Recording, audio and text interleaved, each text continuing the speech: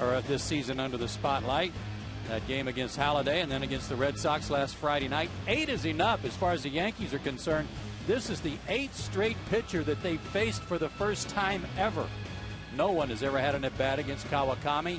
And Chamberlain in the first inning, sometimes a rough inning for him. He has an ERA around 8 in the first inning. We'll keep an eye on that tonight to see if he has any trouble in the first inning at Turner Field.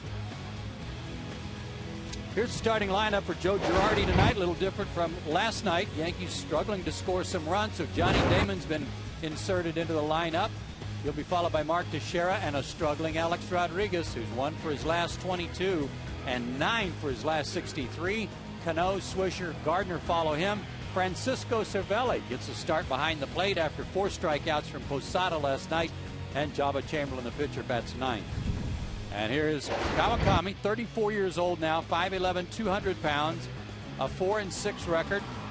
It's his 14th start, 75 innings, 59 strikeouts, 8 home runs allowed. He's given up an average of 261 against him.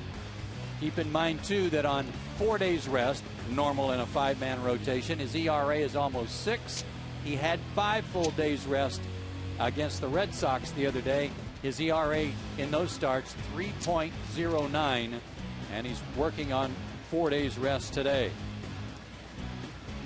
There's the defense behind him tonight. Same lineup as last night. Anderson, McLeod, and Francoeur in the outfield from left to right. Around the horn, third to first, Jones, Escobar, Johnson, and Kochman, and Brian McCann doing the catching.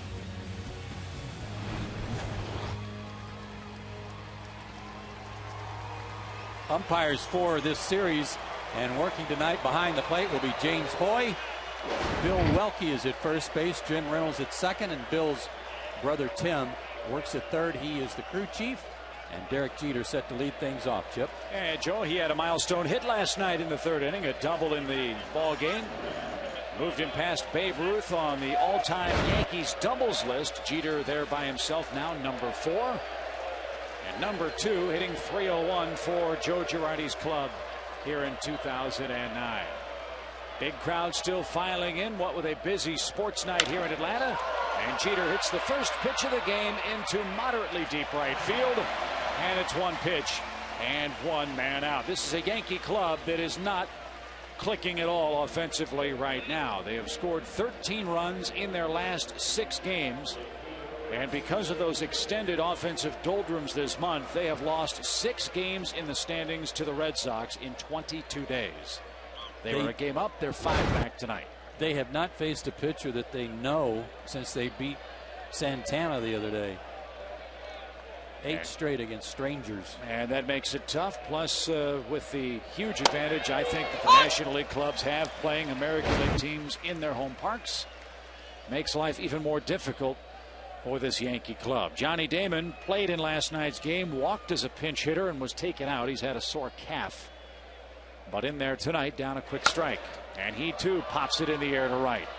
Jeff Francoeur got a good jump. 2 outs on 3 pitches. That'll help Kawakami, who, as you said, Joe, has been much better with an extra day of rest. Maybe he'll have an easy time early tonight. Well, let's hope so, and cut down on his pitch count. The only runs he gave up in Boston last Friday night came on a 2-run homer by Jason Bay, but otherwise he pitched outstanding and outdueled Dice K. He possesses a lot of pitches, but none that approach the quality as far as all 4 pitches that Vasquez has, Javier Vasquez. But on any given night, his stuff's pretty good, and he really used his fastball well in Boston the other night. I think that's what set everything else up. He knows how to pitch. Yes, he does. Yeah, he's a rookie in this league, but he's a veteran pitcher, and 9 straight games he's allowed 3 earned runs or less. And he pumps over a quick strike to Mark Teixeira, who went 0 for 3 last night. 20 homers, 56 for Teixeira, and a .282 Yankee batting average.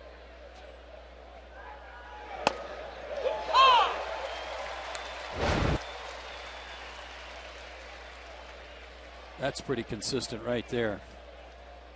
One of those games was a 5-inning stint because he had a 4-2 lead. Bobby took him out. The bullpen couldn't hold it in Baltimore. That's the first pitch of the night out of the strike zone for Kawakami. And Teixeira behind 1 ball and 2 strikes. Teixeira, by the way, has taken over the American League voting lead for the All-Star game at first base by a scant 35,000 votes over Kevin Youkilis of the Red Sox. And still a week and a half or so of voting left. And so, like this American League Eastern Division race, that All-Star game battle should be a very tight one down to the very finish. Something tells me they'll both make it. I would think there's probably a pretty good chance. I'm not sure which one will start, but I think they'll both be on there.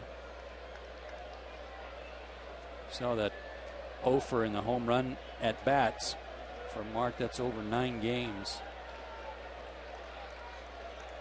Base is clear on a 1-2 pitch. Evens the count. After that rough April, since his first start in May on May 5th, he has an ERA since then of 3.35. Very good. And very good is the way you describe a 9-pitch first inning. 7 of those pitches were for strikes, and the Yankees are out in order, 1, 2, and 3.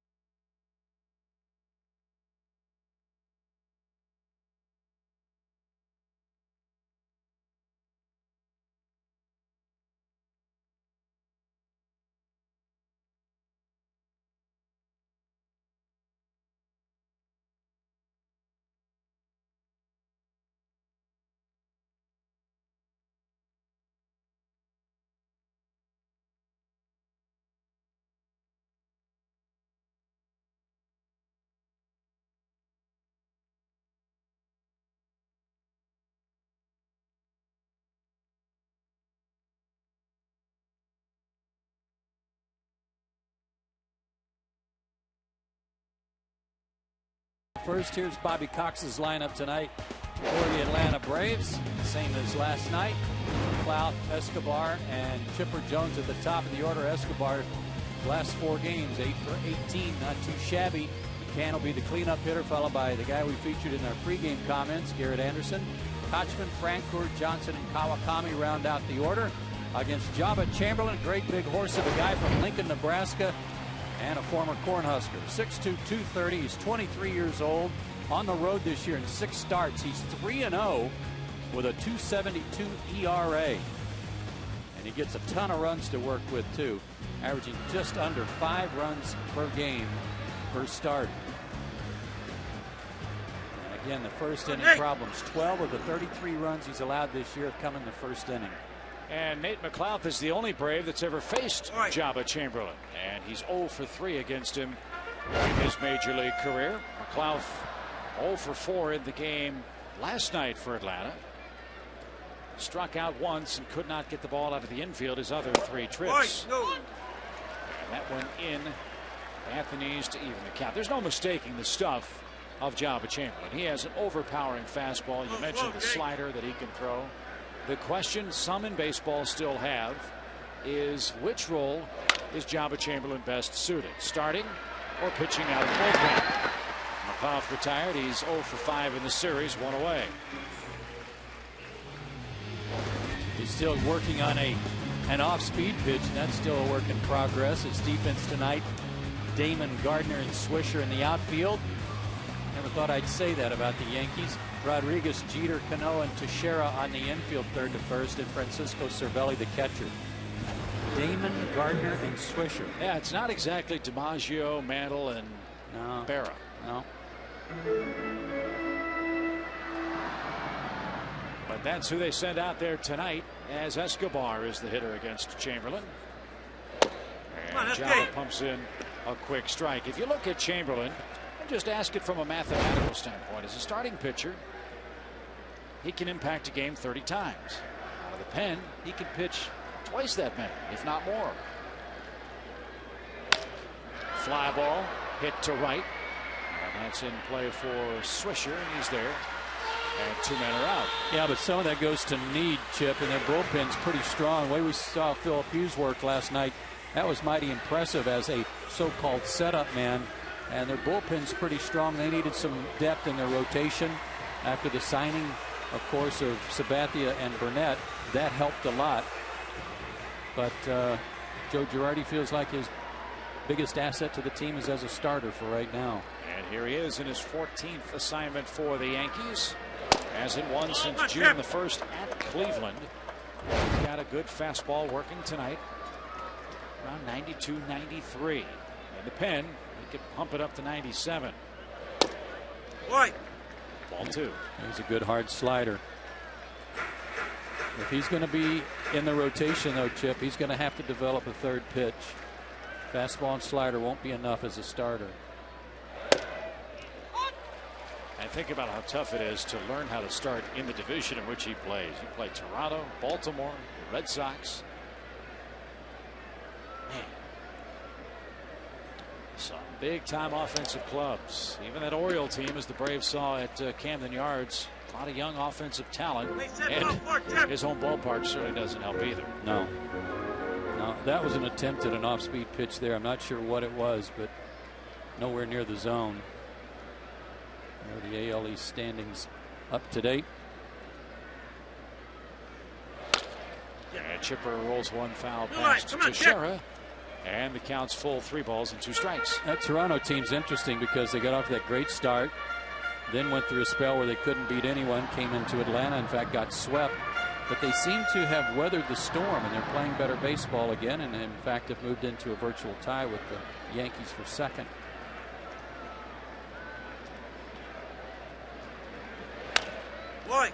High pop fly off Chipper's bat foul. He was 0 for 3 but scored a run last night. As he takes aim at 23-year-old Java Chamberlain, born and raised in Lincoln, Nebraska.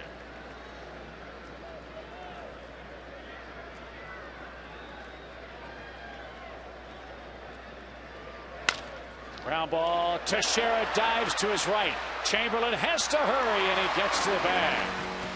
Gold Glove caliber play from Mark Teixeira at first to rob Chipper Jones, and a scoreless first under our belts. It's the Braves and Yankees, Game 2 here in Atlanta.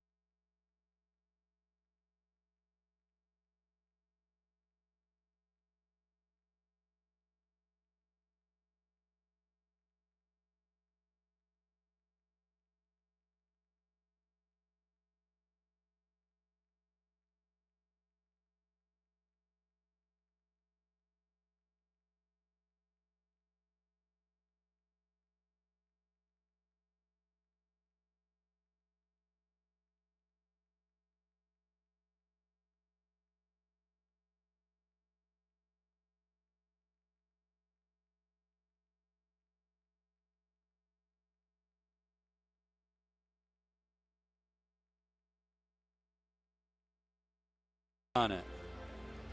It's a good night for that. Fads, it's time for the know-how question of the game built by the Home Depot. If you have a question, send us an email, and if chosen, we'll answer it later in the game. Send your email to braves@peachtreetv.com, and please tell us your name and where you're from. And remember, more saving, more doing. That's the power of Home Depot.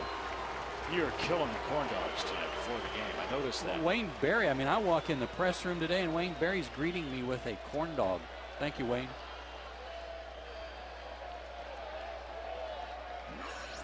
He is so focused on getting this shot of Alex Rodriguez that Wayne didn't even look up and say, "Hi, Joe." No, he's under the gun. There he goes. He's got to stay in focus. He did that one-handed. Here's A-Rod. It's always fun to read the tabloids in New York. One of the lead paragraphs or lead lines on the Yankee game story last night were the following words: 2, period, 0, period, 7, period. Next paragraph. That's what Alex Rodriguez is hitting for the Yankees as they lost 4-0 to the Braves, blah, blah, blah, blah, blah, last night. He does not look at all comfortable. Did not look very good defensively at times last night. And not coincidentally, as he struggles, so struggles the Yankee attack. What I noticed last night, you saw a good case of it there. What looked like a split finger pitch was his chasing some bad pitches early in the count. Something you're not used to seeing him doing, and a real lack of bat speed. Could that be a problem of that hip? Could be. It very well could be. Missed a lot of time nursing that and trying to get back 100% healthy, but if he's not able to really turn on his back leg because of the hip, that could cost him some bat speed. That just missed. Full count to Alex Rodriguez, who will get a day off a week, Joe Girardi said, the rest of the way in the first half of the season. Andrew. And Andrew and the Rangers struggling mightily with the bats. And a line drive into right center field. McLeod on his horse makes the basket catch. The ball was hit pretty well by A-Rod, but McLeod tracked it down for the first out of the second inning. It started slicing a little bit, but not like it could have hit to this part of the ballpark. With Nate playing him a little toward left center, he had a little ways to go. But able to get there about knee high. Nice play. It's a little bit like Tommy Hansen's start last night. 3 of his first 4 outs were fly ball outs. And the first man that reached against Hansen is the man in the batter's box. That's Robinson Cano. He was hit by a pitch. And the main difference between Tommy tonight and Tommy last night and Kawakami tonight, very efficient pitch counts for Ken Sheen so far. Hansen threw 10 first inning pitches last night. Kawakami did him 1 better in the first tonight. And as we saw last night, that heat and humidity began to take its toll on Hansen because he was out there for some long stretches, even though he didn't give up. 3-0 for the kid. I asked Roger before the game, give me a grade for Hansen last night. He said, well, obviously command, probably a D. He said poise and ability to get out of trouble, A+. Did that all night. Yankees left 11 men on base. And he thought overall, Tommy, if he were the high school principal, would have given him a B for his performance last night. Well, I've heard Roger say that when asked to compare Tommy to anyone he was around as a player, and he said with respect to the hype and the fanfare coming to the big leagues, probably Dwight Gooden. Really? Yeah. And he said, I'm not sure that I'm ready to put him in Dwight Gooden's category just yet because of the success that Doc enjoyed his first 2 years, but that was a nice comparison. Lined out of play down the left field line. And I guess what's so exciting about Hansen is, besides the raw stuff and the unflappability that you spoke of last night, what I was excited by was he knows how to get himself out of jams. And we touched on it briefly last night. So few young pitchers today are allowed that luxury in the minor leagues for pitch counts and myriad other reasons. Well, it's really refreshing to see a kid come up here and be able to wiggle off the hook a time or two. Cano to left. 2 out. And obviously you hope for Hansen. He'll make it easier on himself and harness that command so it won't be such a struggle through 5 for him. Well, he said he knows what he's doing wrong, and he's just got to slow down a little bit. And you can understand how he can be a little amped up, as they say. It's only going to get better from my vantage point, and it's pretty good right now the way things are going. So Big Red 3-0, Tommy Hansen. And Kawakami set down 5 in a row for Nick Swisher. You mentioned the little bit of a change for the Yankees lineup. Swisher last night hit second and 0 for 5. Tonight hitting 6th for New York, as Melky Cabrera and Jorge Posada both slumping mightily, getting game 2 off in a starting assignment. Very difficult for you as an offensive player, as a hitter, to try to adjust every night to somebody new. That just, right now, it's a chronic problem for the Yankees. And to that end, your first time through, you're trying to see some pitches, as many as you can. You want to see the ball out of a stranger's hand. What's he got? How does the breaking ball break? What tilt? And it's not until your second time through the order generally where you've got a good feel for how a guy likes to work. So that's a definite advantage for a guy like Kawakami and like Hansen last night. Well, they won't have that advantage tomorrow because Derek Lowe's pitching. Yes, and the only way you really do them a favor is by walking people, or in the case last night, Hansen hit Cano and got something going in the second inning. So don't do them any favors. Make them swing the bat, throw some strike ones in there and on the first pitch, and put them on the defensive a little bit where they've got to protect the plate some.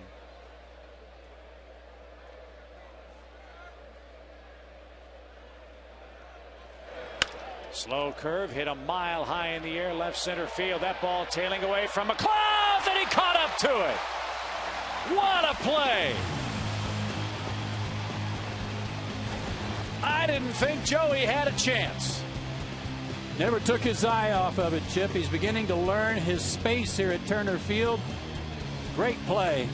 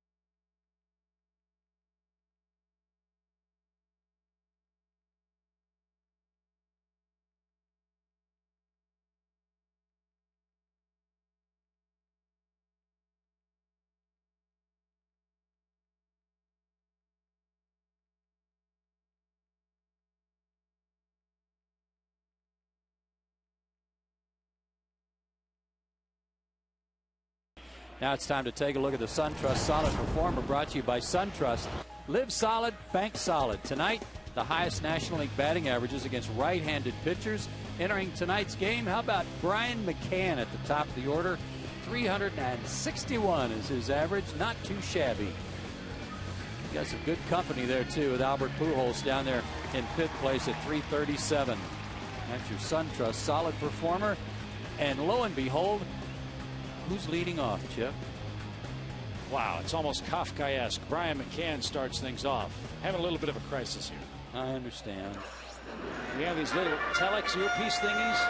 so that Glenn can talk to us during our open.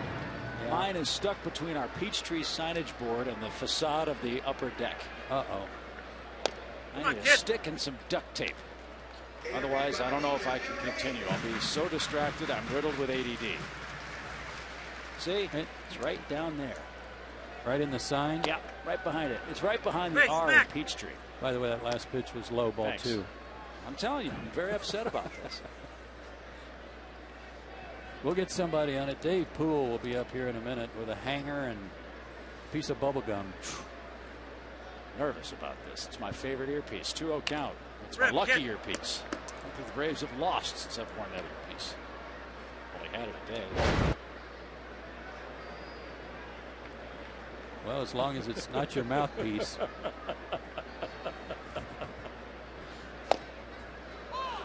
Nice. 2 balls, 2 strikes. Come on, Mac.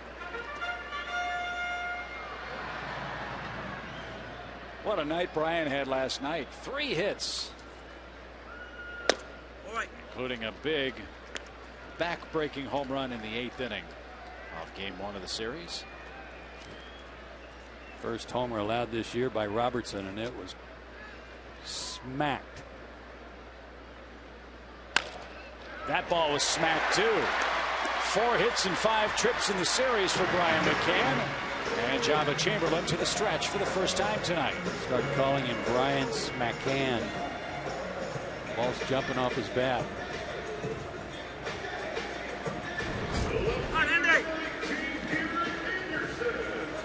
No chance for either Cano or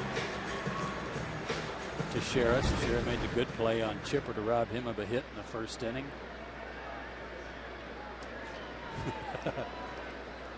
Something made Tex laugh. Here's Garrett Anderson. 5-game hitting streak for him. 9 for 18 in that stretch. And a big hole for him to shoot one through if he can. Rip it. Come on, kid. And that's pulled foul past Teixeira. Wonder if Brian said, "Hey, Tex, nice range." Might have.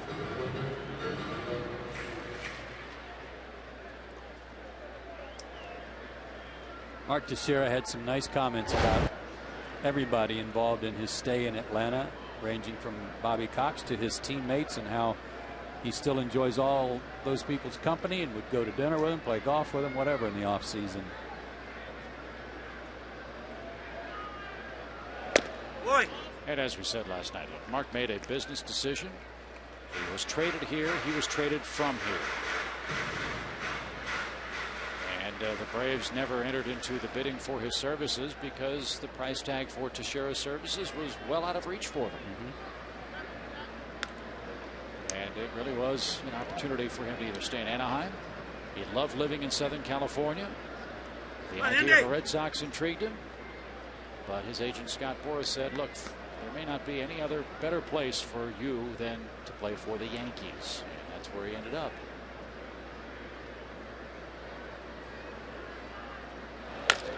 Fly ball well struck into center field. Gardner back on the track and has just enough room. That ball was smacked as well, but right at Gardner at the center field fence. That ball seemed to carry too, didn't it? Very little wind tonight, if any, but another high fastball that Garrett can hit anybody's high fastball. I'm convinced of that. And you see Gardner feeling for the fence. That's how close he was. Pulls that a little bit. Somebody once said, Braves are in business. Come on, cut.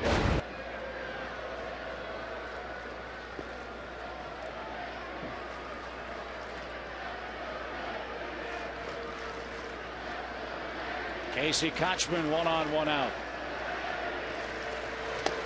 Cervelli snap throw back to first, and just back was Brian McCann. The Yankees do like the arm of Francisco Cervelli behind the plate.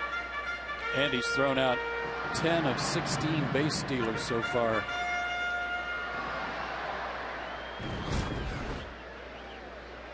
Another one of those terrific catchers out of Venezuela.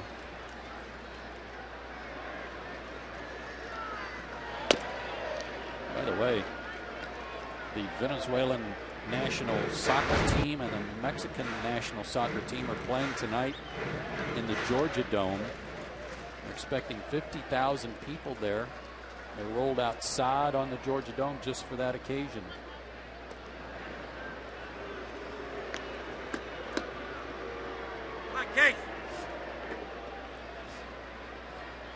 And congratulations to the U.S. soccer team. How about that upset? Where's Al Michaels with Do You Believe in Miracles? They beat Spain today 2-0 in one of the biggest upsets in the history of soccer. 1 ball, 1 strike. Yeah, I guess that's a World Cup qualifying tournament, I think.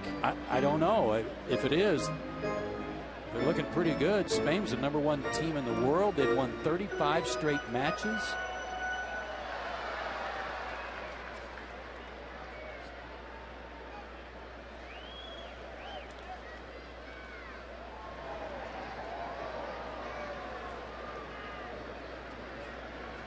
Great stuff, though, for the U.S. lads.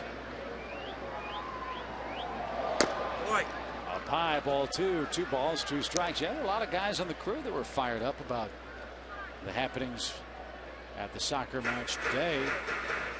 Guys were running around downstairs on their way back and forth to the truck. Yeah, hey, we beat Spain. I said, in what? I didn't even know they were playing. But you're right, that's very cool. Popped up left side. A-Rod gives chase. A lot of found ground here at the Ted. And Kochman pops out. McCann still at first for Jeff Francoeur. Might see a lot of that tonight against Chamberlain. Being able to run his fastball, cut his fastball in on some left-handers' hands, cause some pop-ups. Let's see if this was a fastball. Yeah, and it was up a little bit too. We saw Garrett get on top of one about that height, and Casey couldn't. It's funny how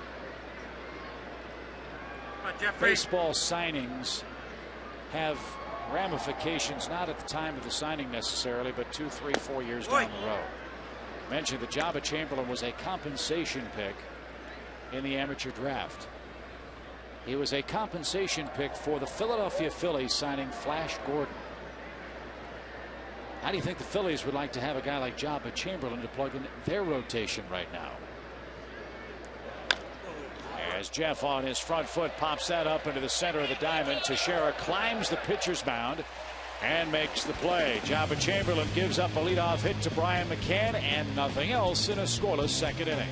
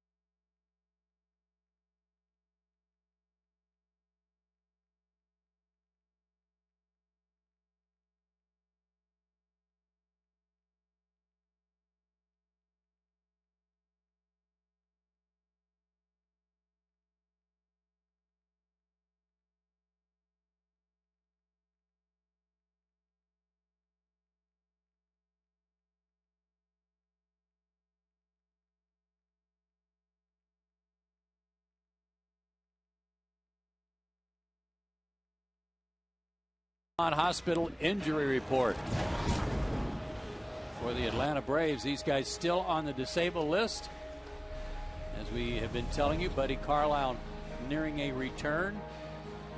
And I would say that Greg Norton is close too. He played in a game for Gwinnett last night. Had a triple, drove in a run, scored one. So he's on a rehab assignment. Don't forget, you can get the perfect balance of health and care at Piedmont Hospital, the preferred health care provider of the Atlanta Braves. Visit PiedmontHospital.org.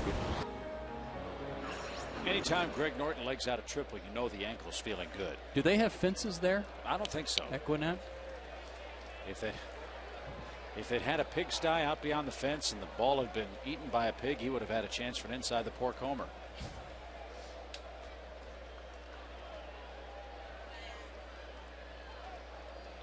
I might be sick.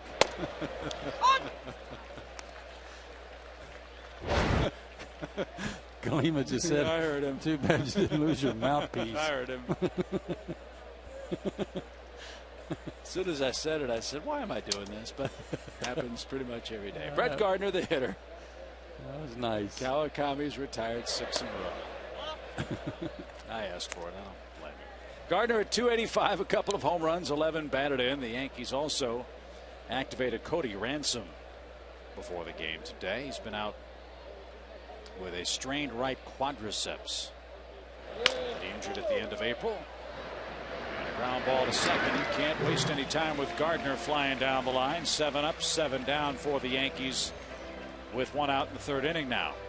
Yeah, especially when a ball, you're charging it hard, knowing you're going to have to make a quick play on him, and the ball hits the lip of the grass and kind of shoots it low. Sometimes can throw your balance off a little bit, but a good play by Kelly.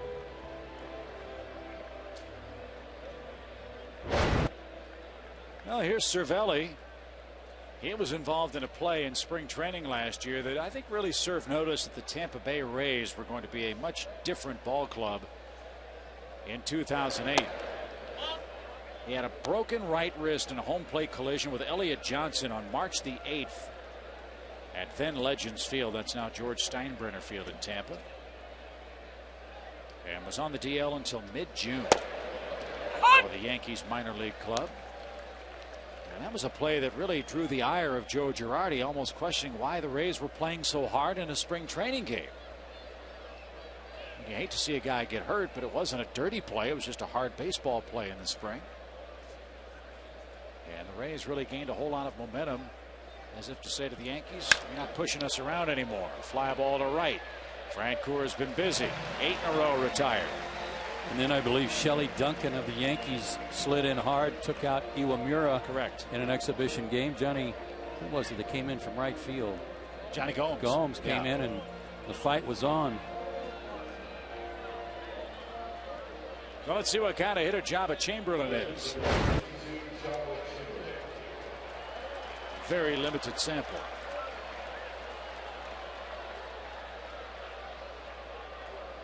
It's a big guy with a bat in his hand. You never know.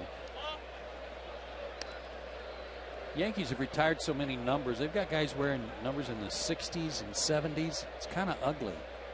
Well, you know, Jeter's going to go. I mean, number 2 is going to be retired when he's done. What do you think for the Yankees, right? Well, probably. I'm just, right now, your opportunities are limited. If you've got a favorite number, chances are it's already gone and hanging out in Monument Grove somewhere. You better think of a multiple of that number. Yeah. If you have any shot. Billy Martin's number 1. Ruth, Gehrig, gone. And on and on you go. Number 8's been retired twice. Yeah, I'm just thinking, you know, you think about it as a kid. You want to be like your hero, wear his number or something. You come to the big leagues and you're wearing 62. There's just a little luster jumps off of that, you know. Well, maybe he'll make that number famous, Jabba Chamberlain. In Japan, they wear high numbers, crazy high numbers. Not a big deal, kind of a custom over there, but in the major leagues, usually 59 was about as high as any number would go. Well, if you want 1 through 10 for the Yankees, your best shot is number 6. 1's gone, 3, 4, 5, 7, 8 twice. Maris 9, Phil Rizzuto 10. And back off Kawakami to short. Escobar's got it. Let's see if Ken Sheen is all right. He's on 2 knees as that ball appeared to clip him on the side of the neck. On its way out to shortstop. That's a 1-6-3 putout Kawakami was rattled.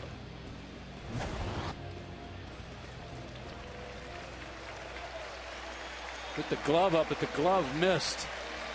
Good grief.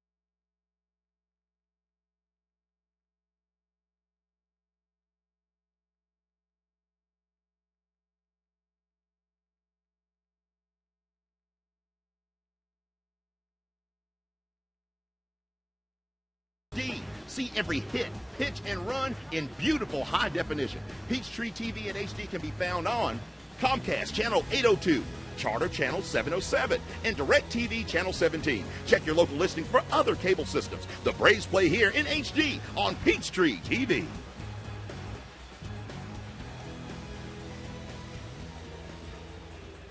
No score, bottom of the third inning, but a scary moment there to in the top of the third on a line drive off the bat of the pitcher. It appeared to hit Kenshin Kawakami in the side of the neck. It got past the glove and ricocheted to Escobar, who made the play. He put his glove up to try to defend him, but oh my, boy, that's like right in the collarbone and neck area. Scary stuff here. Man, oh man. Chris Medlin is loosening up for the Braves in the bullpen. There's Chris. And we'll see if Kenshin can continue on in tonight's ball game. We're in the third inning. Time for our Airtran Airways home run inning. One lucky fan will have a chance to win free airfare for two. If Atlanta hits a home run this inning, visit PeachtreeTV.com/Braves. For the official rules and enter for your chance to win. Airtran Airways, go. There's nothing stopping you. Jabba Chamberlain had a similar fate strike him in a game against Baltimore on May 21st. Second batter of the ball game, Adam Jones lined one off his right knee. Had to come out of the game, but x-rays were negative and he didn't miss a start. Tell you how hard that ball was hit. After it hit Kawakami, look how far it went. Jabba Chamberlain centered up that baseball, and Kawakami lucky not to have been more seriously hurt. He got the glove up, but just missed the ball.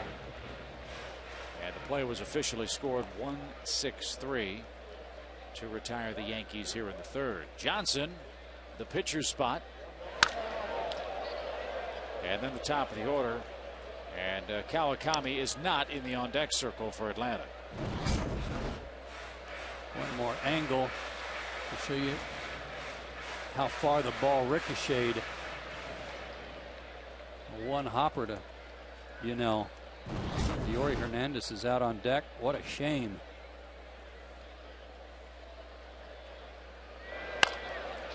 Back to Jabba Chamberlain.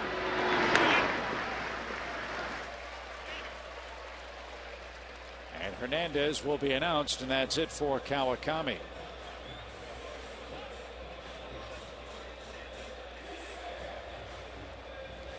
3 perfect innings for the Braves starter tonight. And again, pitching lights out in the spotlight. Yeah, against the East now, that's 22 innings, 12 hits, 4 runs, 6 walks, and 16 strikeouts. Or Kawakami in 2009.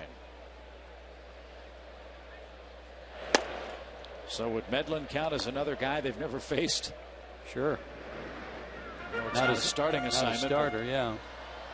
Chris hasn't pitched in a while too. He had that long stint in relief in Baltimore, but it's been a while.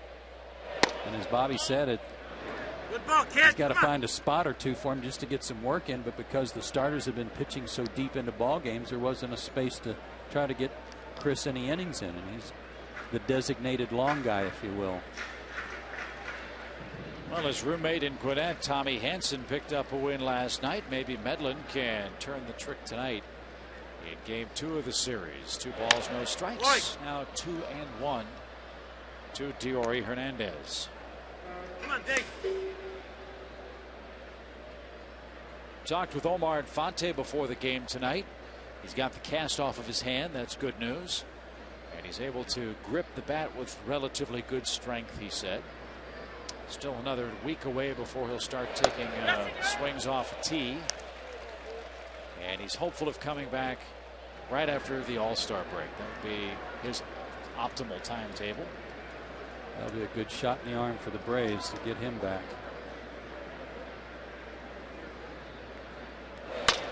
Little ground ball hit toward Cano at second.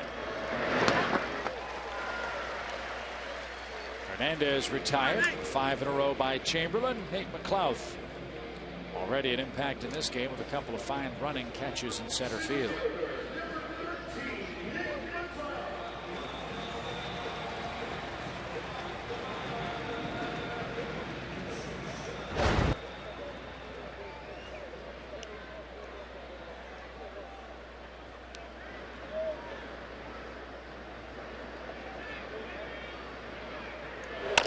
Good rip, Nate.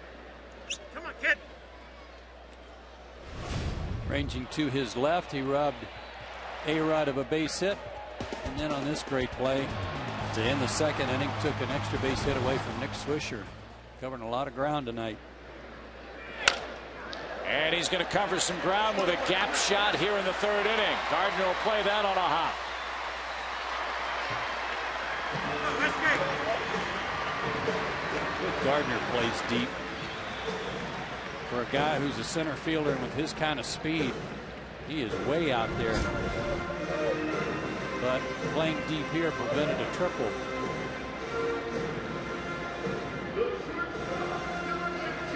Much deeper than Nate McLouth plays.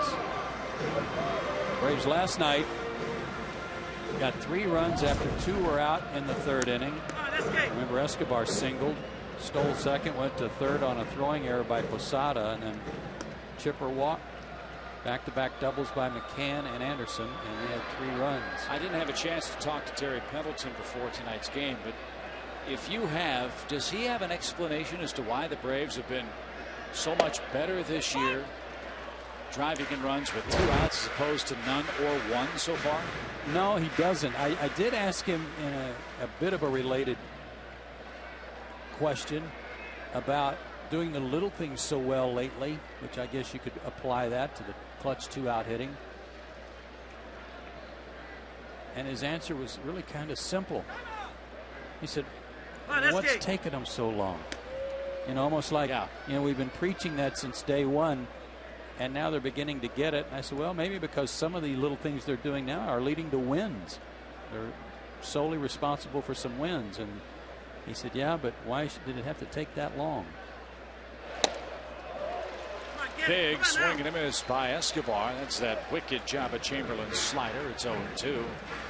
Most hitting coaches will tell you they like their hair and they don't like it gray. Why make it tough on them or yourselves, right? Yeah, that's why Terry just shaved his head. Big lead by McLouth at second.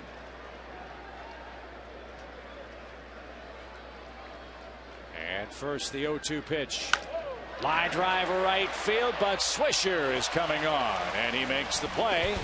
Braves have 2 hits. They've left 2 men stranded through 3, and no winner in our Airtran Airways home run inning of tonight's game. We invite you to register at PeachtreeTV.com/Braves for the official rules and your chance to win.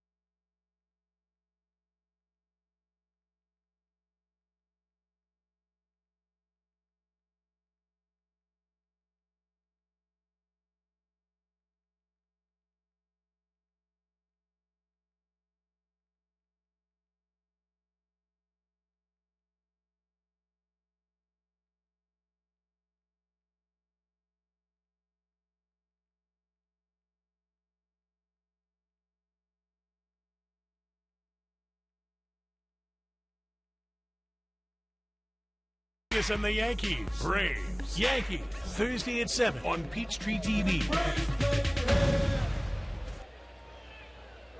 We go to the 4th inning. Here's tonight's Toyota Tacoma trivia question, with the Toyota Tacoma delivering that question for us tonight. How many years were there 2 All-Star games? That's true. They used to have 2 All-Star games during the summer. How many years did they conduct that All-Star situation? Yeah, the first All-Star game was in the mid-1930s, if I'm not mistaken. 33. 33, and it was the brainchild of a sports writer in Chicago by the name of Arch Ward. First one was played at Old Comiskey Park.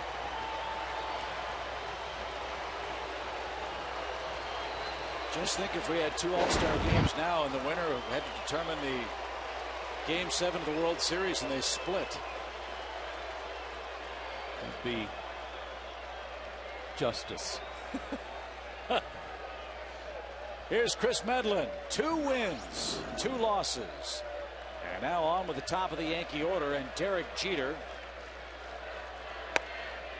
In this 4th inning, the Yankees watched all the video of Kawakami, saw him 1 time through the lineup. Now they get a look at Chris Medlin, who's going to try to continue that impressive stretch.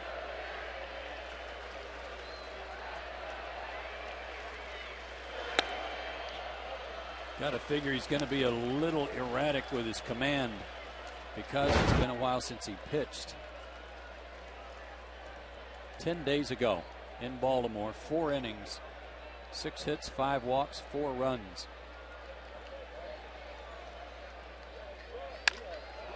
Off the left side of the mound, and that helped Escobar, who has to double clutch. And Medlin gets Jeter. 10 in a row. I've just always loved the way Yunel keeps his glove low when he's going to the baseball. Watch his glove here. After it skips off the mound, his glove is down, and it stays down. He doesn't carry it with him up waist high as he's moving to his left and then stab at the ball. Watch it. See how low his glove was before the ball even got to the dirt.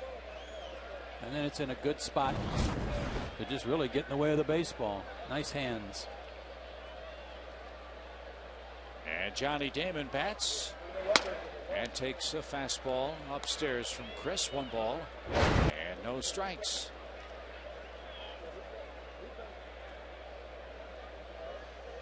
Yankees are going so badly on offense right now that one of their writers has dubbed them the Dead Bats Society.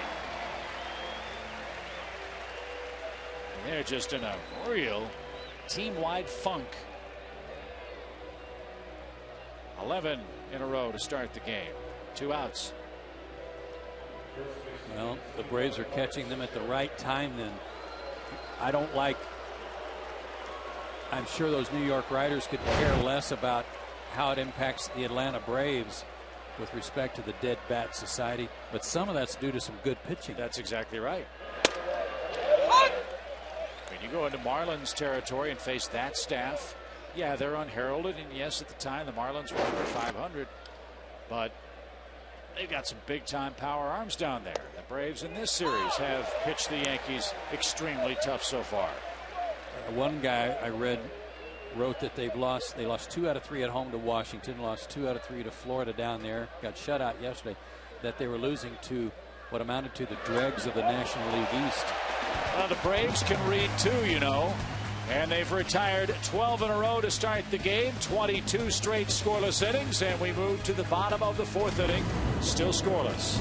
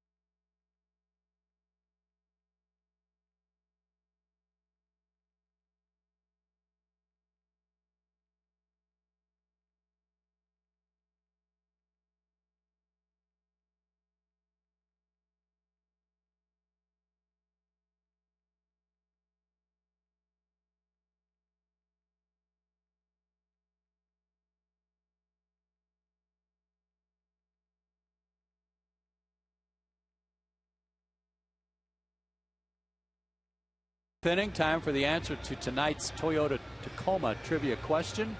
How many years did MLB have 2 All-Star games? I'm going to say 5. I think it might have been more than that. Really? Okay. You can have more. Okay. I've got the field, in other words. Oh!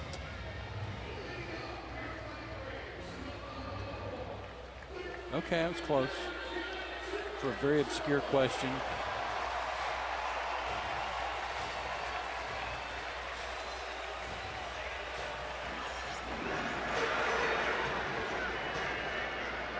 In 1959, games were played in Pittsburgh and Los Angeles.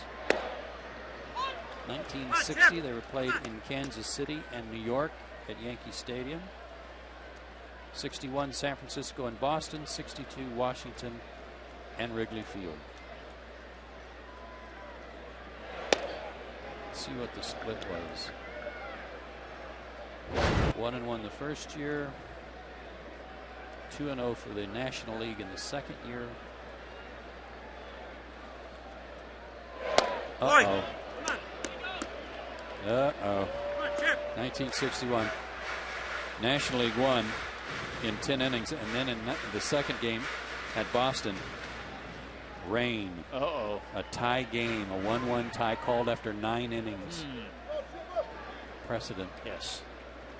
2 balls and a strike to Chipper. That's down low. 3-1 your count.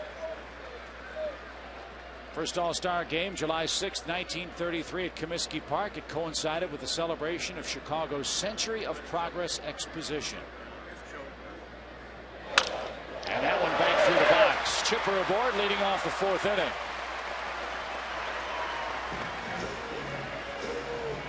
That's a good sign, because the Braves are last in the National League in batting average, leading off an inning. Last, dead last. They're only hitting .241. This base hit will help that number. Went down and got a low fastball. So you're right. The first All-Star game, 1933 at Comiskey Park. Second game in 34 at the Polo Grounds, 1935 at Municipal Stadium. The first National League win in the All-Star game came at Braves Field in Boston, 1936. National League won that one by a final of 4-3. The first Yankee Stadium All-Star game was 1939. July the 11th. Brian smoked one through the hole on the right side his first time up. And now with Teixeira holding Chipper on, he's got a bigger hole to shoot for. If he gets something he can turn on.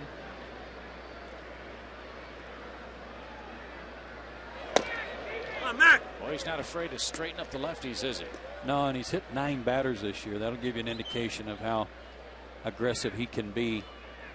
Wonder how many of those were Kevin Youkilis, who seems to get buzzed 2 or 3 times a game whenever the Red Sox and Yankees match up with Chamberlain on the mound. Yeah, I wonder what that's all about.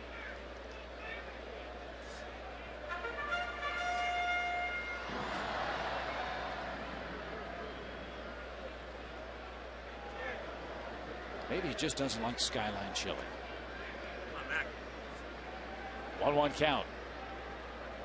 Youkilis from Cincinnati, of course. And as we told you, neck and neck with Teixeira for the All-Star starting nod for the American League at first base. Speaking of neck and neck, we'll let you know as soon as we hear something on Kawakami after getting struck by a line drive from Chamberlain.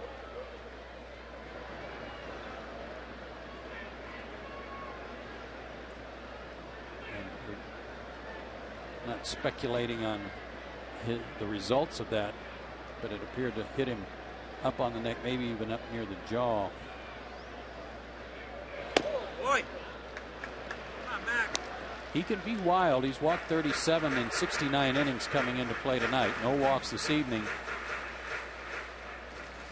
But he can pitch behind in the count. He's got good enough stuff to survive that in most cases with that 94, 95 fastball at times.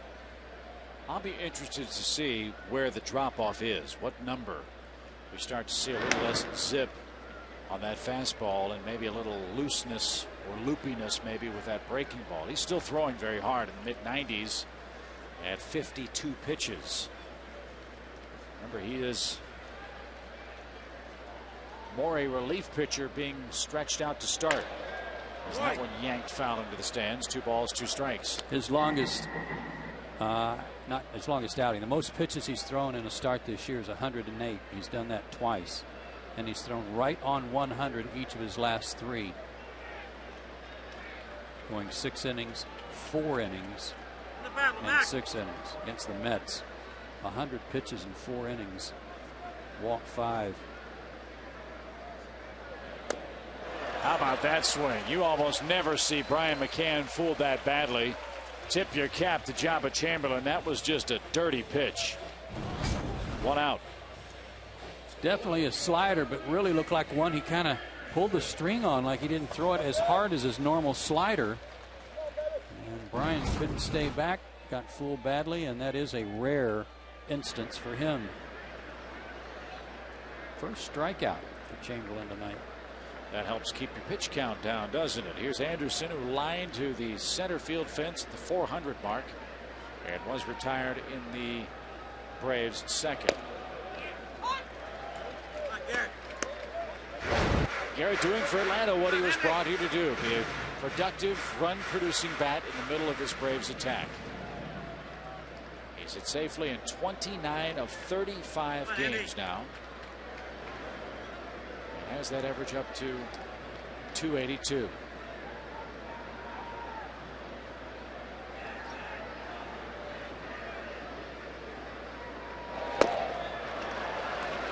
Oh, and he's really changing up with that slider, isn't he? Yeah, and McCann and Anderson both really fool way out in front on that pitch. Remember John Lieber? Yes. When he won 20 games with the Cubs one year, Randy Hundley was talking to him because Lieber had the same kind of problem that Chamberlain did. Everything he threw was hard. Hard fastball, hard slider, and he didn't have that third pitch to get them off his breaking ball. big guy. And that's exactly the terminology that Randy Hundley, who was a terrific catcher back in the 70s with the Cubs, had for Lieber. Just take a little off your slider and make it a changeup slider.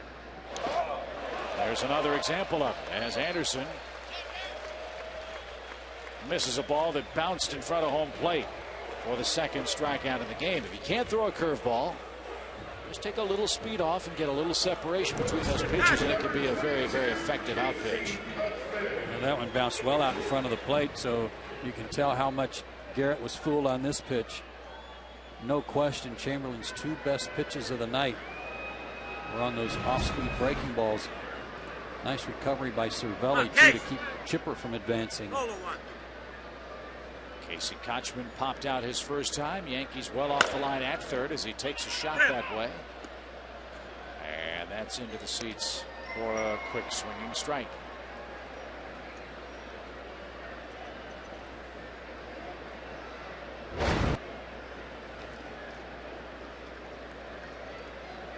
Casey 1 for 4 in the series.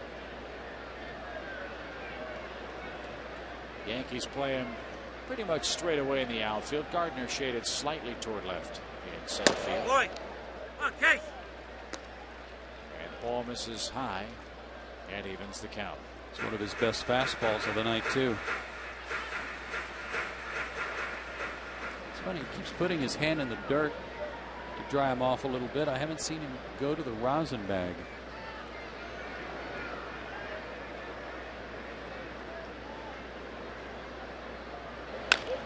Ground ball hit right to second. Cano to a knee. And the Braves, for the second time in this game, get a leadoff man on and leave him anchored at first base. Excellent pitching. Braves and Yankees, still no score.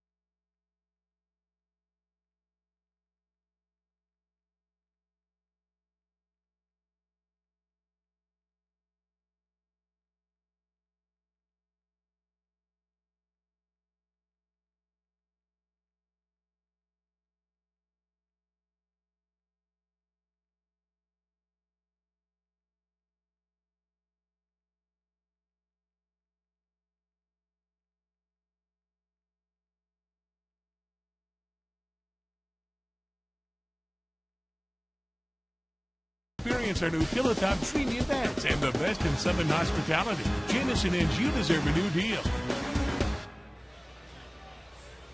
Still scoreless going to the fifth inning. If you just joined us, Kenshin Kawakami started the ball game and was perfect through 3 innings. But the last out he got was a very painful one off the bat of Jabba Chamberlain as he lined one off his neck that went over to Yunel Escobar, who recorded the out. As you see, Kawakami able to walk off the mound under his own power, but he had to come out of the game, and Chris Medlin begins his second inning of work against Alex Rodriguez. Yankees are without a hit over the last 7 offensive innings in this series. And now A-Rod buzzed by Medlin inside. 1 ball and no strikes. Since his 5 for 5 game on May 25th, right out a month ago, he's hit 171 with no multi-hit games.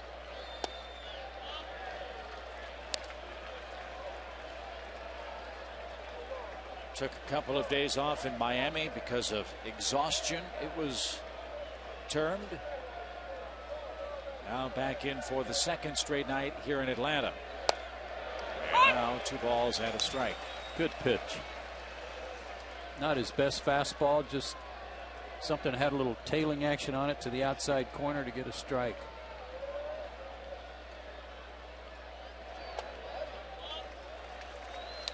And good patience by a guy who's struggling there. That was a pretty good changeup.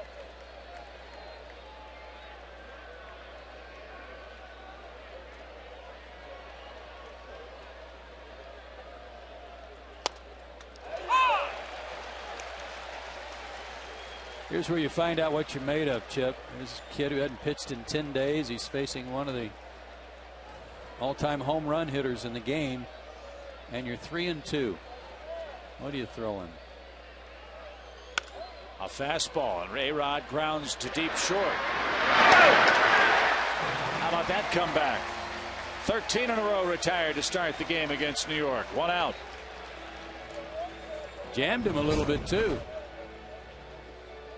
A little two-seamer running in on him, and he wasn't able to get his hands extended. And I go back to bat speed. That's just not what you're used to seeing from him. From Alex Rodriguez, that's usually one that he's sitting on his back foot a little bit, 3-2, ready to launch. Robinson Cano flat out to left, his only time up so far tonight. And I guess with Penland, it's safe to say he doesn't have a blazing fastball. He has to pitch inside and keep guys honest, keep them off the plate. He started A-Rod high and tight, missed inside to Cano here in this 5th inning. Goes in there again and gets a pop fly into shallow left. 2 out.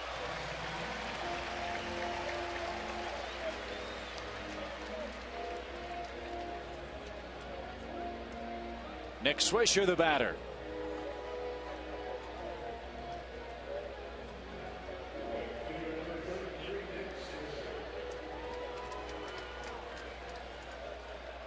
Earlier this year, I mean, at the very beginning of the season, there was talk about the Braves making a deal, rumor about a deal with the Yankees involving Xavier Nady or this guy coming in to play the outfield for Atlanta.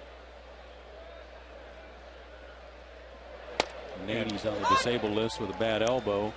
May not play the rest of the year. Don't know yet. Yeah, he's trying to come back now. He had a plasma injection in his elbow to try to avoid Tommy John surgery. He's begun throwing. He's begun swinging the bat. But still a ways away. And if there was interest in Swisher early in the year, his April numbers were outstanding for the Yankees. He was, without question, their best hitter. And kept them afloat. Now has a 1-1 count, and now 1-2. Well, as you can see, he can let it fly, and he's got some power both sides of the plate. He's got numbers similar to Nate McLouth, each with 12 homers. Nate's got more RBIs, 44 to 36. Swisher switch hits, which makes him perhaps slightly more attractive to some from an offensive standpoint.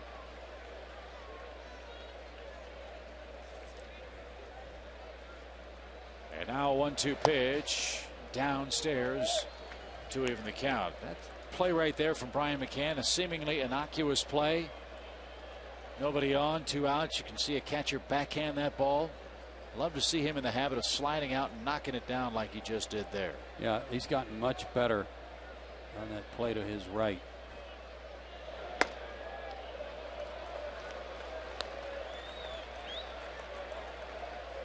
Not where he wanted that changeup, but almost got away with it in terms of a strike.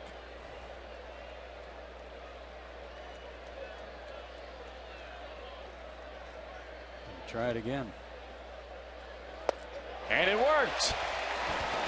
The Yankees have no hits in their last 8 innings. They've been set down 15 in a row. The Braves are perfect against them so far, but still no score.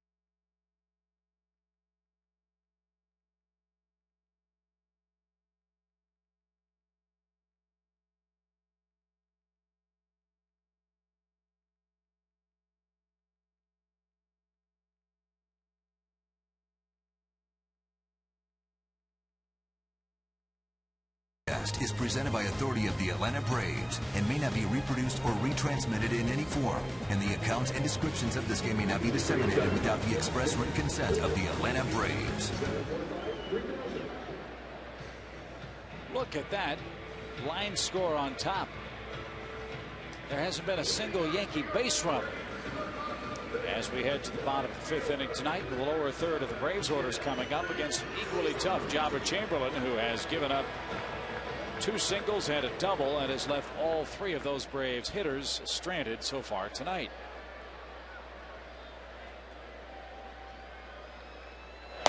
Braves get their leadoff hitter on again. They may have to try to instigate something.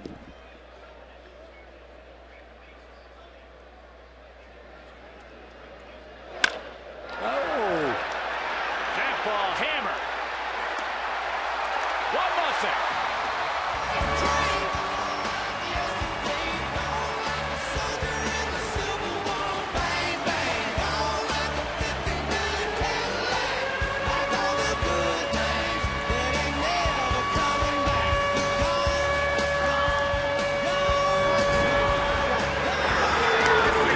Slider.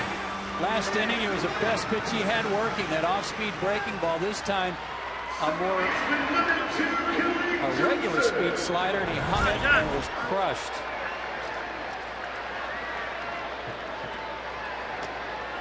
But Jeff Francoeur's 5th of the year is first since June 2nd against Kevin Gregg of the Cubs.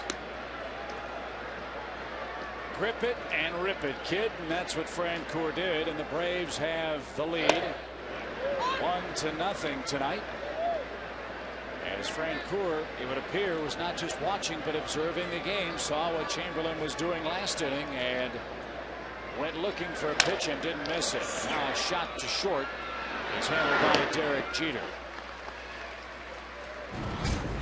Jeff Francoeur had just 1 home run and 12 RBIs in his last 38 games. 1-12 in his last 38. This is a big one here to give the Braves the lead. And that one sailed in by a good distance. 8th allowed by Chamberlain. Braves have scored first. As Chris Medlin bats. And looks at a blazer high from Jobber Chamberlain. Medlin 0-for-7 so far in the bigs. 8th home run allowed by Chamberlain on the year. The 4th by a right-hander.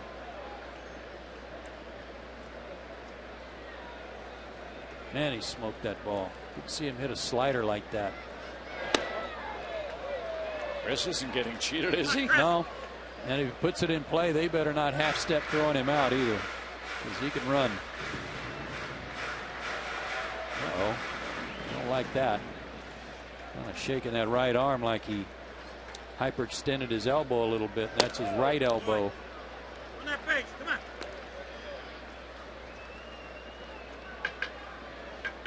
I wonder if Chris even has one of those protective elbow pads that right-handed pitchers use when they bat left-handed.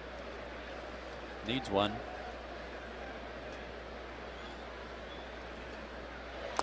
There you go. He went around. 3rd strikeout for Chamberlain.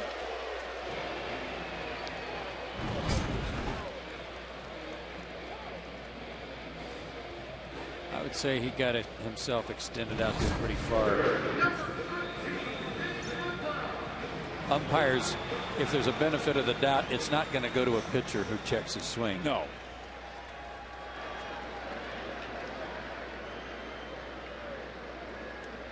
Nate McLeod has a double in 2 trips tonight.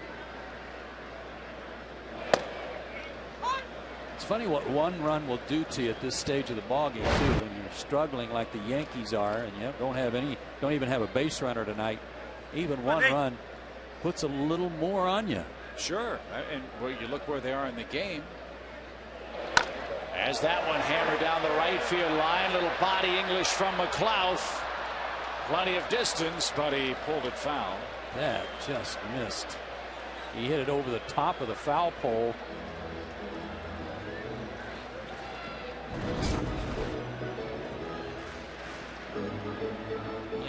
need some more.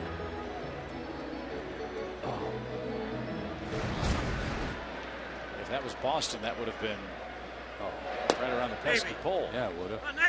1 ball, 2 strikes. But for the Yankees, this game's going to the top of the 6th inning. They don't have a hit yet. And the lower third of their order is due up.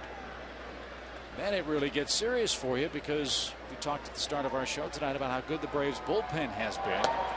Should Medlin have any trouble, I'm sure Bobby Cox would not hesitate to use those guys for 3 innings. No. Again tonight. No.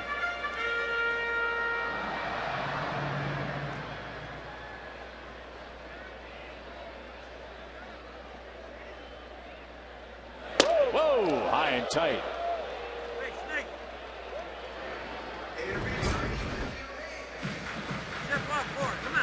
Just a reminder not to hang out over the plate. A very good purpose pitch from Chamberlain.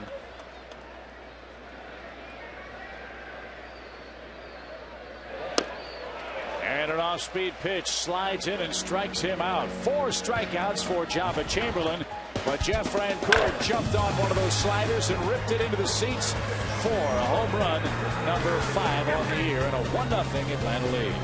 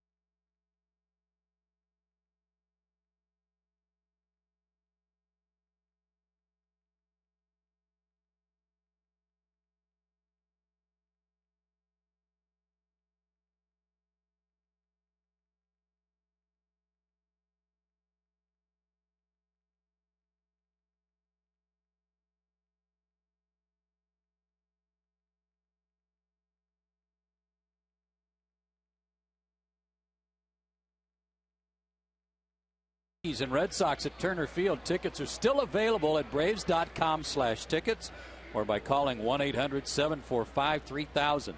Obviously, these tickets will go fast, so get yours today. Tomorrow night, Derek Lowe against Andy Petiti. Some people say Pettit. Friday, Jurgens against Josh Beckett. Remember what Beckett did to the Braves up in Boston. Saturday, Vasquez against Tim Wakefield. Sunday, Tommy Hanson back out on the mound against Big Brad Penny. I try to forget what Beckett did. What did he do? Oy. Do we even want to go there? One of the best we've seen this year, that's for sure. Would it be fair to say that what Beckett did to the Braves is what the Braves are doing to the Yankees tonight? I think the Braves are doing them one better tonight. Yeah. Beckett at least gave up 5 hits. Look at that. 8 straight scoreless or hitless innings for the Yankees. 23 straight scoreless for the Braves staff. Working into this 6th inning with Gardner, Cervelli, and then Jabba Chamberlain's spot due.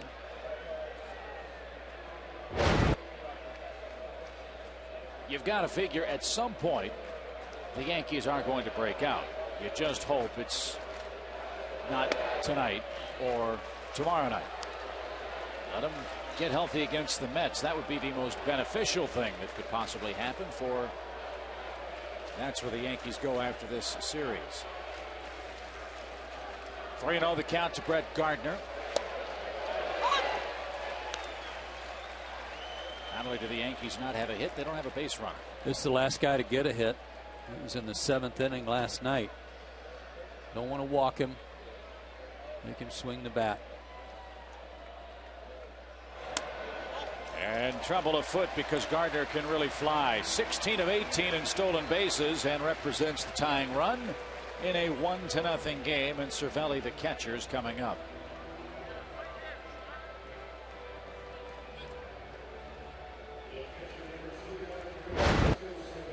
Petiti, huh? Yes. Just checking. I mean, you think of it, he's from Louisiana, right? Yeah. I mean, that's Cajun country. It's probably Petit. I'll go with it. What? But he went with the Anglo-Petit. Yeah. Obviously trying to get everybody on his side. As he throw over to first, nearly got him. Gardner had a good lead. Medlin with a quick move nearly picked him off. See what Joe Girardi does with Cervelli here. 16 games at Trenton. That's Double-A for the Yankees, where he hit a .190. He's hitting .288 in the major leagues. Tough league, that International League. Got him!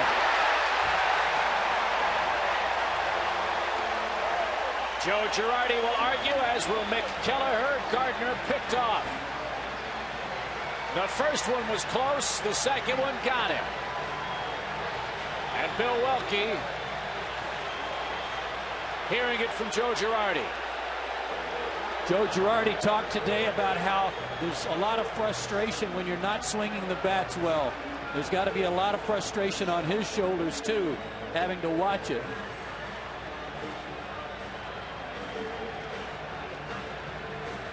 He's going to get thrown out. Yeah, I can't imagine he's going to make it through this, especially when he's saying that he could see from the dugout.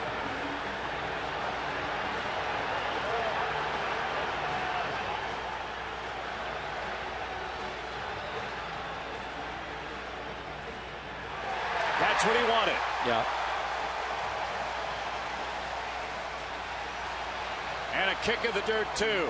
He wasn't going to leave until he got thrown out, and Bill Welke asked him if that's what he wanted.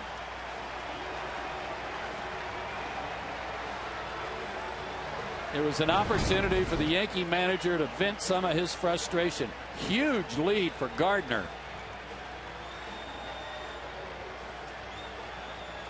And appeared to be safe. That's one thing Girardi could argue, and he was safe. Did Medlin stop, or does he have to stop as he begins to make that pickoff move? Do you want to leave? Okay. Now, Bill gave him a lot of latitude there. So Cervelli hits with one out, and the first pitch to him is inside. All right, you're a Yankee player now. You've played on teams where your managers have gotten tossed, your team is struggling. What does that do to the guys on the bench now with Girardi kicked out of the game, arguing that call at first? Well, they know that Joe Girardi's in the game, and they know that he's a tough boot, hard-nosed, and he doesn't have to do that to prove to them that he is. They just understand that he's in the same boat with them, that we got to get something going here, and we're not getting any breaks. That's a little high to Cervelli. 2 balls and a strike. So my question, though, is does a manager or a player getting kicked out have a measurable effect on a team? Yeah, it can. It can get a team going, fire them up a little bit. It certainly can. If you do it too often, it kind of loses its effect, but they know he's on their side. What was it you said last night, that Mark Teixeira said he might be the best manager he's ever played for? That's what Mark did say. That's pretty impressive there. Having just played last year alone for Bobby Cox and Mike Scioscia, that's high praise. High towering fly ball left center field. Cervelli ties this game. Think he's jacked up.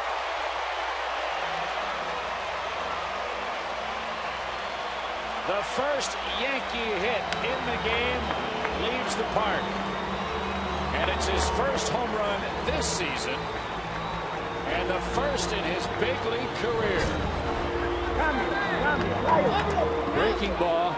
Not a whole lot unlike the one that Francoeur hit out.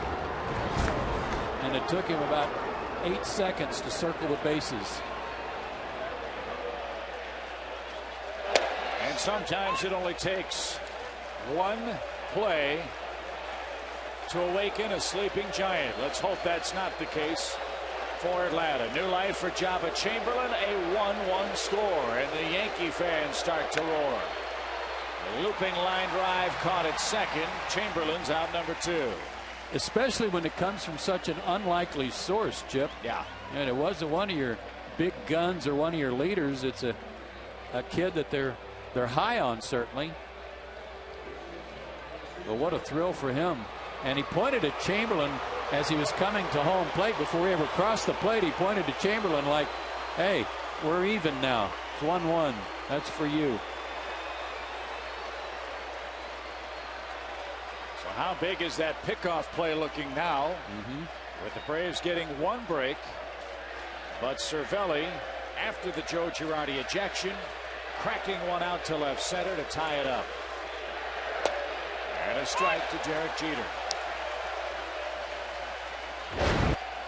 He was the first man that Chris Medlin faced in the 4th inning after Kawakami left after being hit with a liner to the right side of his neck. A contusion was the official diagnosis.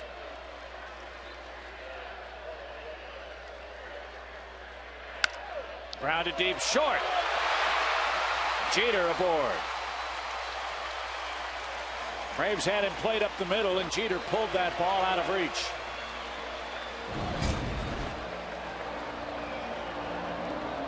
Like he got a fastball. He's coming back to him a little bit. Made it a little easier to pull the ball. Keep your eye on him. 15 stolen bases for him, including one last night. And that was third base.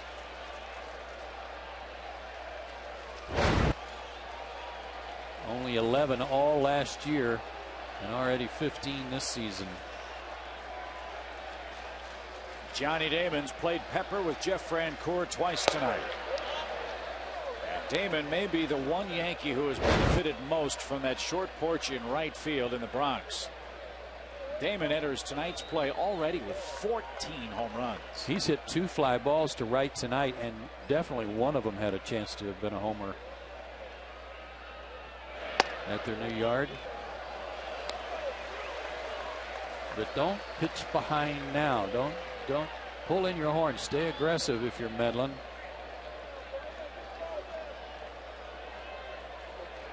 Braves will get their bullpen busy, but largely because he's behind in the count.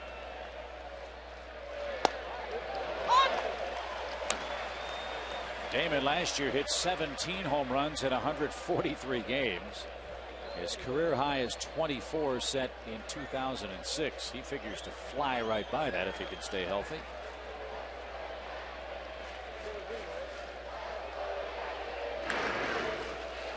After the pickoff, Jeter has decided not to employ such a big lead.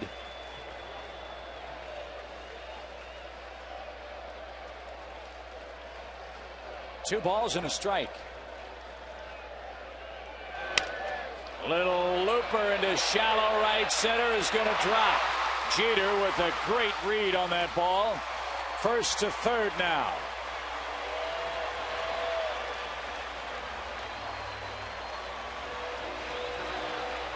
And boy, did Joe Girardi pick a perfect time to get kicked out of a game. The Yankees look like a different club offensively since his departure. One thing happened there. Even a 15-year veteran still does it. And that's Derek Jeter.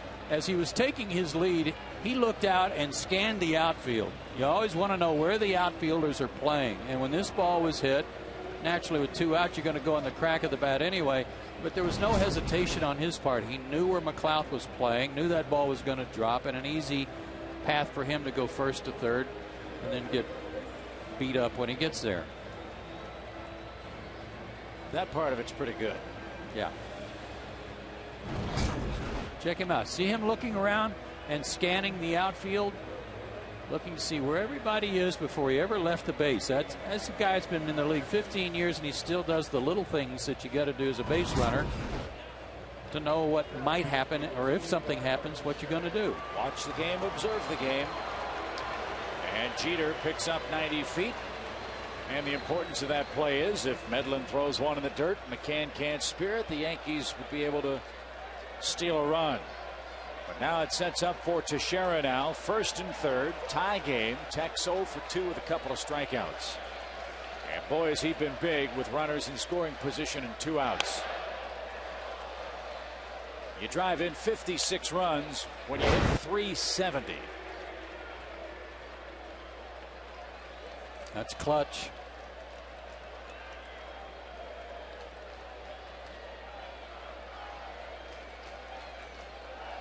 No balls and a strike.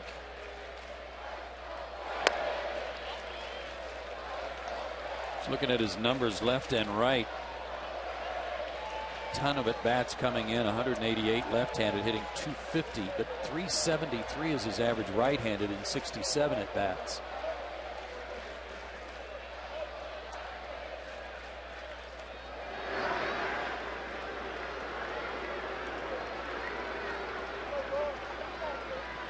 So either directly or indirectly, that ejection, to answer your question, kind of got the Yankees going, but I'd say the home run by Cervelli did more than anything.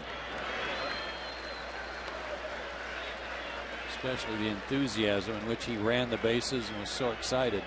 It's like a 2-liter soda bottle that you shake and you shake and you shake. It just builds up that pressure, and then as soon as you twist the cap off, what's it do? All the soda goes out.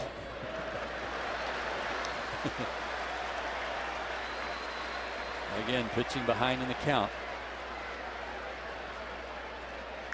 Makes everybody a better hitter and makes really good hitters great hitters. And this guy doesn't need any help. Nope.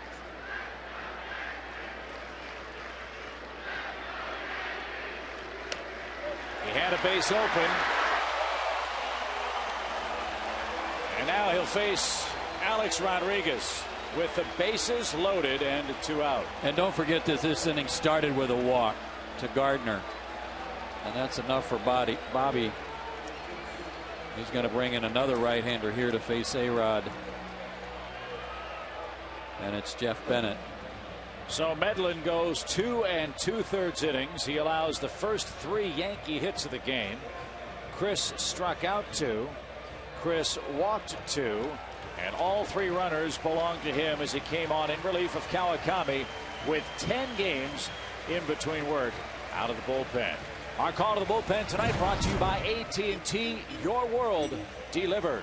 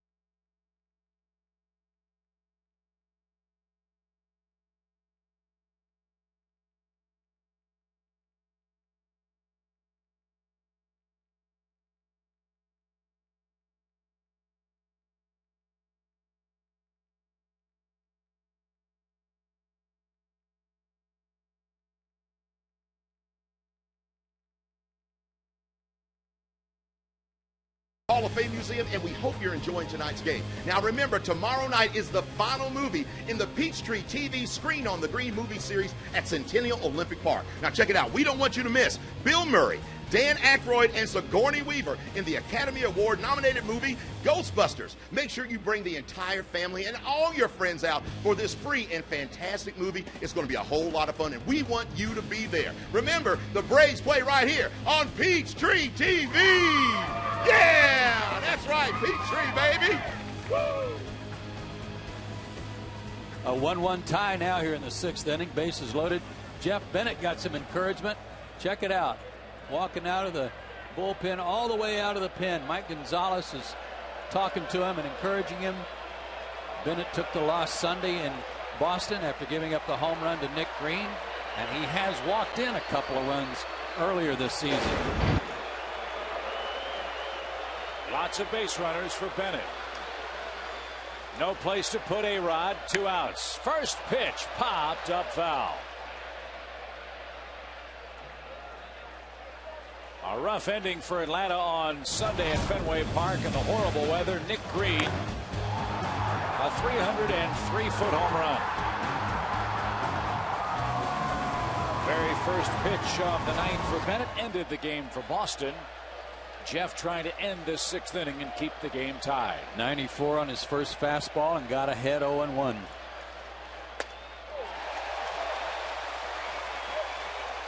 And your point, I think, is well worth repeating. It does not look like Alex Rodriguez can catch up to a good fastball right now. No, it doesn't. Whether it's hip related, I don't know. But it's not the quick, short swing that we're accustomed to seeing from him.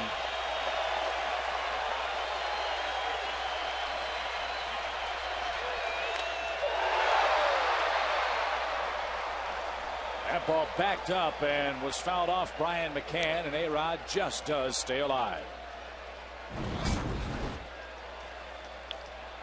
The one thing you don't want to do here is throw something that speeds up his bat, meaning an off-speed pitch like a slider that's right about the speed he's swinging. If you throw him a breaking ball, you better make sure you throw it off the plate and see if he chases it.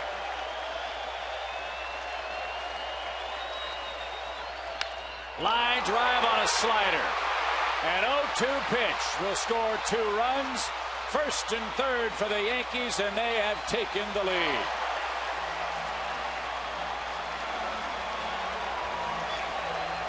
You got to question that pitch, and we did before it came. The one pitch he can hit is the off-speed delivery, and that's what he got, and it was off the plate. Well, whatever he hit, it was too good an 0-2 pitch. That's the problem. It was going to be a pitch that he could handle, and on an 0-2 count, no reason to throw him a strike. So Jeter scores. Damon scores. Teixeira to third. 3 runs across for the Yankees. 3-1 game.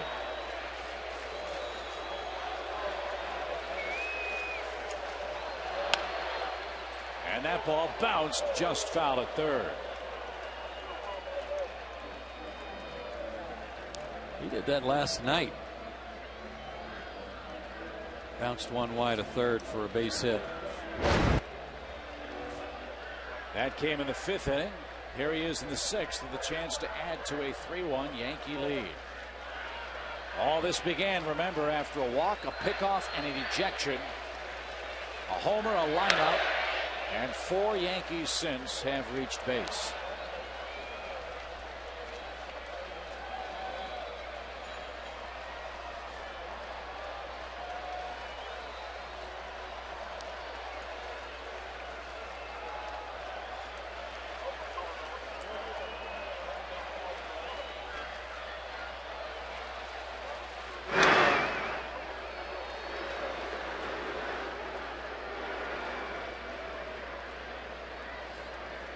Again, 0-2. Ahead in the count. Don't have to throw him a strike. Ryan McCann wants this one in the dirt. Ground ball to second. Will retire the side, but a very profitable frame for the New York Yankees. After Joe Girardi got kicked out, Francisco Cervelli hits his first major league home run, and he was pumped. Then A-Rod on an 0-2 count drives home Jeter and Damon, and the Braves now trail the Yankees 3-1.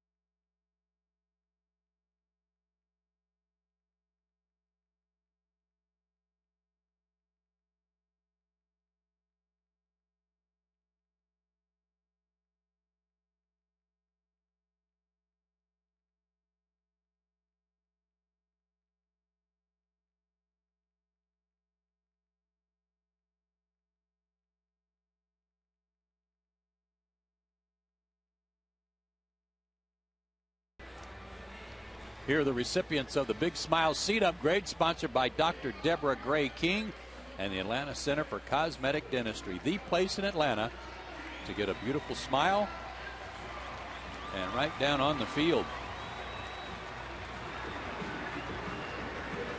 And right now the Yankee fans are smiling. They've come back to take a 3-1 lead on a big base hit from Alex Rodriguez. Yunel Escobar now to work against Jabba Chamberlain. Still looking, Joe, for that drop off from Jabba Chamberlain. And if velocity is any indication, there hasn't been any drop off yet. Well, he's going to be jacked up now. He's got the lead. His longest outing of the year is 8 innings, but and his teammates fought back, giving the lead there in the 6th. You know, he's gotten a little rest, and he is pumped up. And there's a nice stab by A-Rod to his right, and from his knees scrambles to his feet and throws out Escobar for the first out of the 6th inning tonight. He even had the presence of mind to wipe his hand off before he threw the baseball. Hand hit the dirt, and then he wipes it on his pants and then throws him out. Pretty good.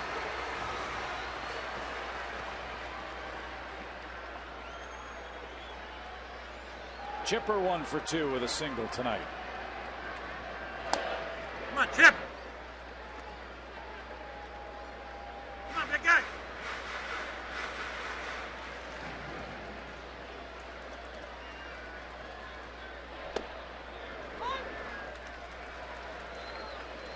He's throwing that fastball with a 2-seam grip at times, Chip, and he's getting some late movement on it, running away from lefties. And you get swings like that from guys like Chipper Jones and Brian McCann. That tells you all you need to know about his stuff tonight. And that was 94. That was the highest rating he's had tonight on the Turner Field radar gun.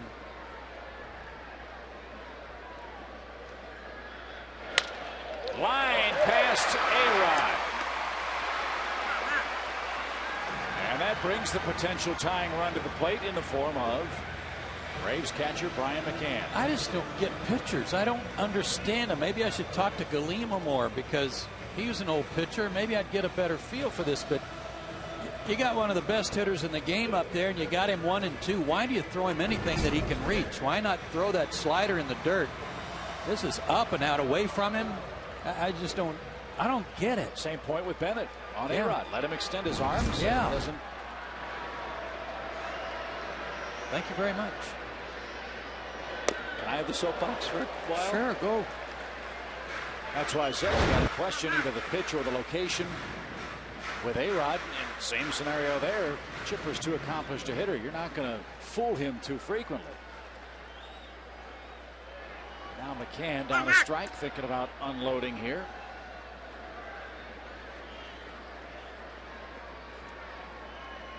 Yeah, the Braves have their hot hitters up. And as we take a look at who's on deck for the Braves, it's brought to you by Mercedes-Benz, located on the web at MBUSA.com. A red-hot Garrett Anderson would love a redeemer in this 6th inning. Double play is in order if Chamberlain can get a ground ball from McCann. Brian thinking about a gap shot with plenty of space between Gardner and Swisher, center and right. That fastball he just threw, Brian, though, was not where Cervelli wanted it. He has a chat with Chamberlain because they've gotten Brian to chase some breaking stuff today, so show him the fastball, but don't throw it down the middle where he can clock it.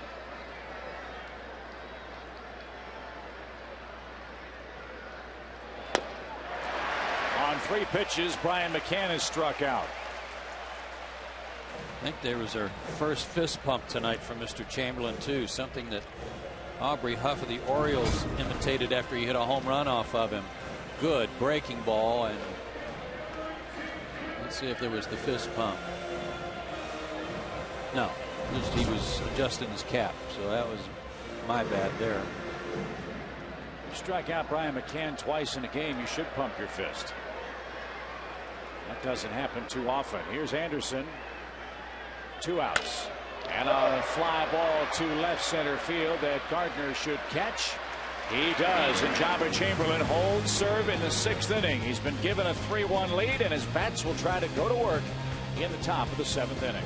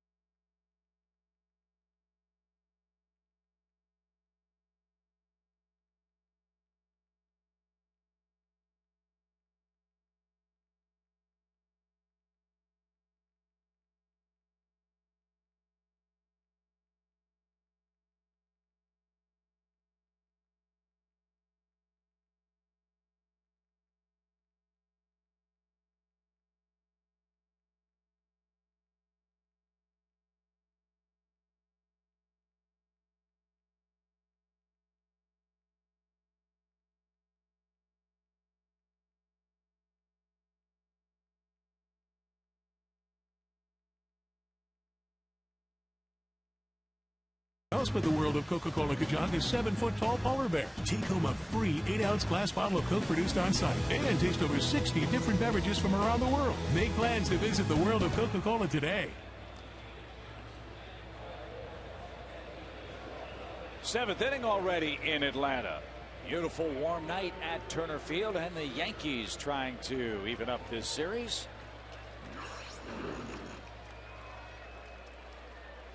And Swisher, Gardner, and Cervelli are coming up. This might be the kind of game where afterward the Yankee players go up to the manager's office and say, if they win it, Joe, we couldn't have done it with you. After he got kicked out in the 6th inning. Tony Pena figures to be the guy running the club right now while Joe is down in the tunnel. Yeah, when Joe is in the tunnel. And certainly Tony Pena has some managerial experience. Managed in Kansas City. 1 ball, no strikes. And that one's high. Our pitch speed this inning brought to you by AM PM. Too much good stuff.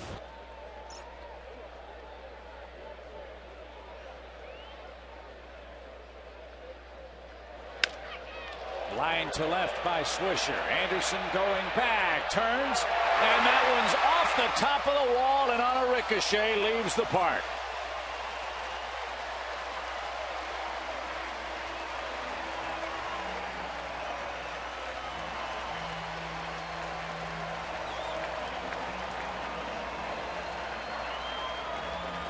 You fall behind 2-0, you're going to pay. Talked about his aggressive swings and pop. How about some opposite field power? Jeff Bennett throws hard, but major league hitters have excellent timing. So the Yankees now 107 home runs as a team. And on a bare hand, Escobar nabs Gardner. Good play, considering the speed of the Yankee center fielder, and that's the only way he could have gotten him. 1 out.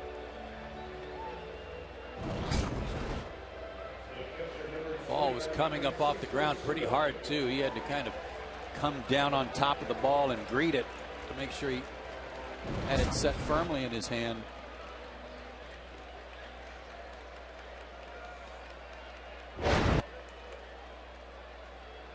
Here's the guy that I think stirred them all up.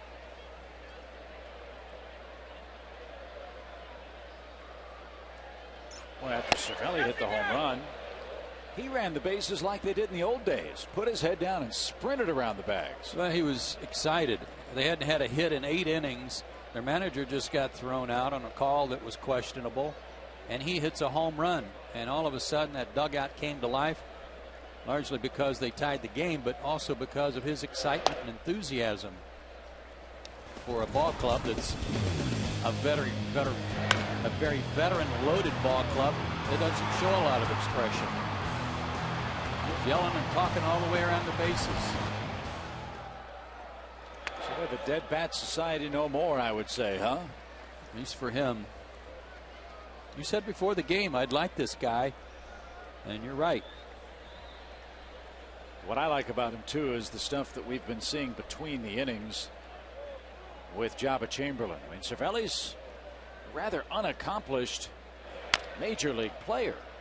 I mean, Jabba Chamberlain in New York is a budding star, and Cervelli, this entire game partner, has not been afraid to go up to Chamberlain and say, hey, do this, do that, let's go. I mean, he's really managed his pitcher not only between the white lines but after the inning's over. Kept him pumped up, that's for sure. Even after the home run to Francoeur put him behind.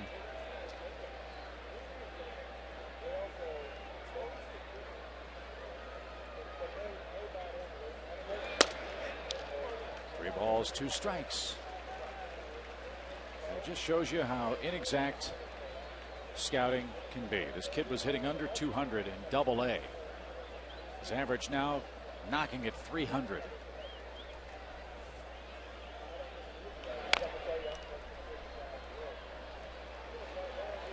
Well, let's see what he had done prior to that, though. In the minor leagues, his numbers a 267 average, not too many homers. Last year played at 3 different levels for the Yankees. And at Trenton, hit .315 in 73 at bats. That was the most he had at any one stop. And he draws a 1-out walk.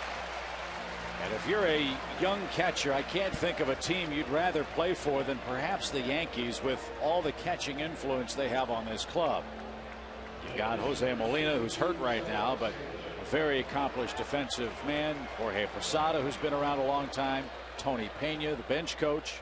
And of course, Joe Girardi, the Yankee manager, who is just an excellent and intelligent receiver in his long major league career. Jabba Chamberlain lays down the bunt, and Kochman with the shot put to first on the sacrifice. Well, we bragged on the end of the bullpen and how good they've been, Chip, but this is a situation or a spot where there's going to have to be some improvement. Guys in the middle. Medlin's charged with 3 runs, and now Bennett with just 1, but prior to the bunt, of the 5 men Bennett had faced, 3 had reached. A 2-run single, a home run, and a walk. And the hits are going to happen. Again, it's the 0-2 pitch part of it that really stings. He's allowed runs in 6 of his last 11 appearances. Derek Jeter singled and scored, ran the base as well in that 3-run Yankees 6th. And looks at the ball high. 1-0 your count. This is a spot Buddy Carlisle was used a lot in the last couple of years, and Buddy was getting hit around a little bit beginning of the season, and no one knew why. The fall off in his fastball, and then when he went on the disabled list, it was discovered he had type 1 diabetes, and he's on the road to recovery and getting his diet and everything else squared away so he can return quickly.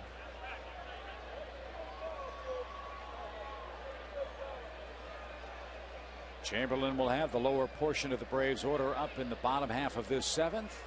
He leads the game 4-1. As Jeter down to his last strike, just a few minutes past the 9 o'clock hour here in Atlanta.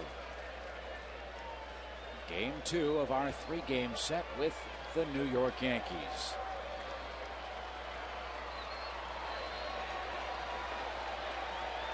Chased 1 upstairs. He might chase another. But you don't have to throw a fat strike to get him out. And he didn't. Jeter went around, and the side is retired. A leadoff home run from Nick Swisher, his 13th of the year, and that's a big run for the Yankees. They've scored 4 tonight and lead the game 4-1.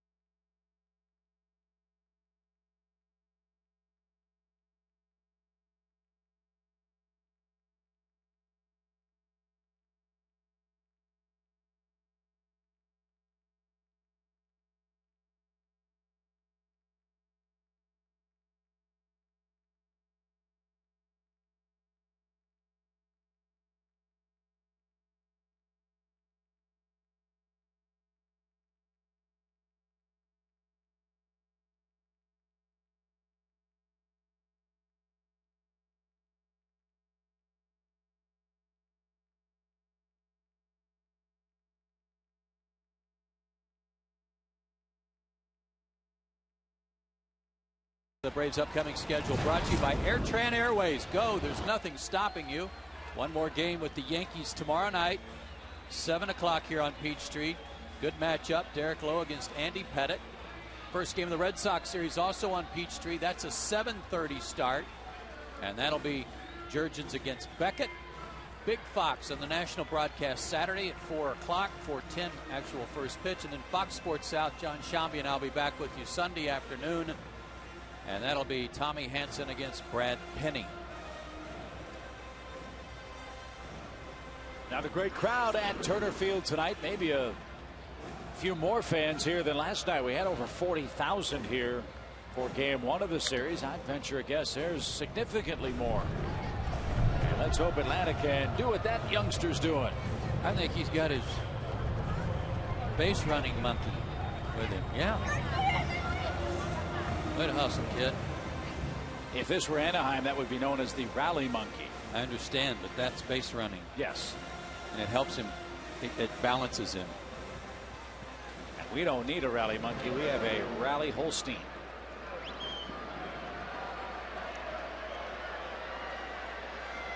Casey Kochman will lead things off. 4-1 game. There's a start. 1 ball, no strikes.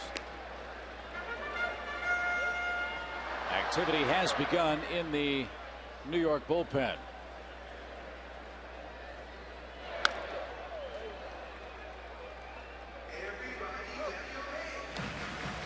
Now it's time to take a look at the Georgia Lottery scorecard, brought to you by the Georgia Lottery. Today could be the day.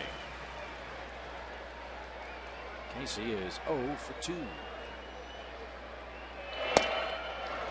There's that breaking ball. It's taking a little off. It's not the hard slider. And it's been very effective on the lefties tonight.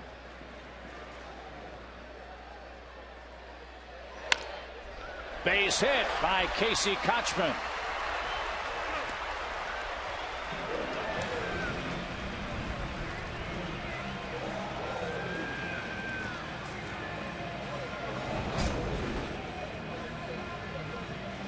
Pulled one through the hole on a 1-2 pitch.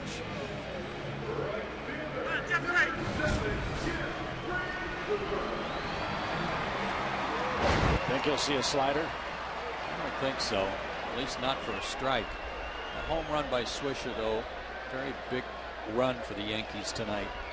Yeah, you get one guy on in a 2-run game. One swing of the bat can tie it. Yeah. Got to work a little harder here to even things up.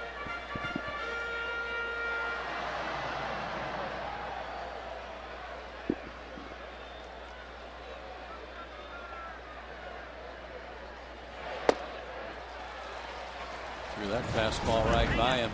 Didn't get the slider by him in the 5th, though. Slider that started in the inside part of the plate, broke out over the middle, and Jeff cracked his 5th homer of the year. So Jaba's in his book. Let's see if he can do it again. Down 2 strikes with a man aboard and nobody out. Getting late in Atlanta. 4-1 Yankees. Fought it off. Now don't get too smart. Don't outsmart yourself thinking you're going to get the slider and off the plate just because it's 0-2. You still got to respect his fastball. There's a big hole on the right side. If he does throw the slider and you've been looking for the fastball, there's time to adjust and go to right field with it if it's a strike.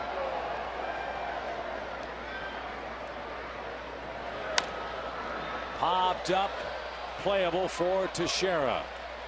That pitch had a wrinkle in it, didn't it? It did. 1 out.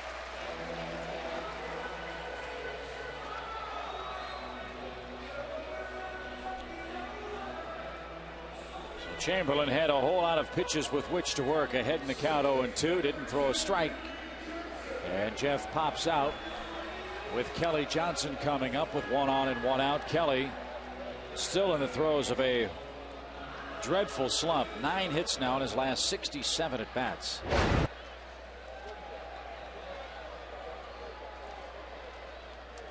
Early in the count, if he looks for that slow slider or curveball, whatever it is, but he's taking some speed off, he might be able to jump on one.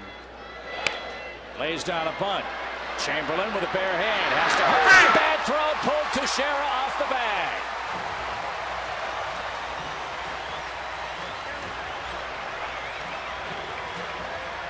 tying run to the plate.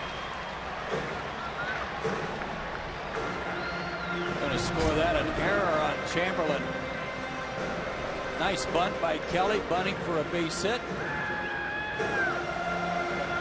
And a good throw probably does get him. Better angle on it here, but it definitely pulled Teixeira off the bag and allowed Kelly to reach. So 2 men on for the pinch hitter. Looks like it's going to be Prado. Dave Island, the pitching coach for the Yankees, out too. Talk to Jabba Chamberlain.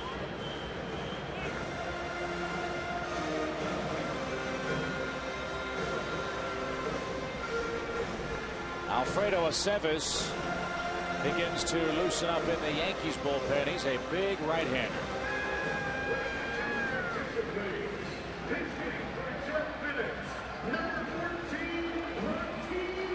And it is Martin Prado.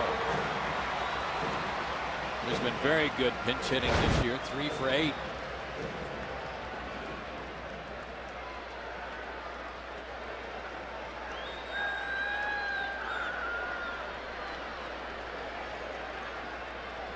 Outfield shades him toward right center. And Chamberlain pumps over a slider. Boy, he's had outstanding command of his secondary pitches tonight. Yeah, that was an excellent first pitch. Keep it going, Brett. Nice discipline by Prado. Wasn't the pitch he wanted to swing at. Didn't. Down only a strike. Boy. Now works it even, 1 ball and 1 strike. Martin's a tough out right now. Inside, outside, doesn't matter where you pitch it. He seems to get the barrel on the bat, the barrel on the ball, and hit it hard somewhere.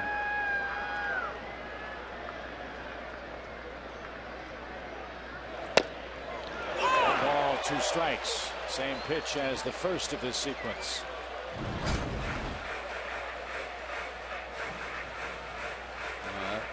Looked a little wide, but he got the call from James Hoy there. Gardner and Swisher throw pretty well. Damon does not throw well in left. Kochman, as you know, does not have much speed at second. So Brian Snitker will be in the crosshairs on a sharply hit ball up the middle or to right.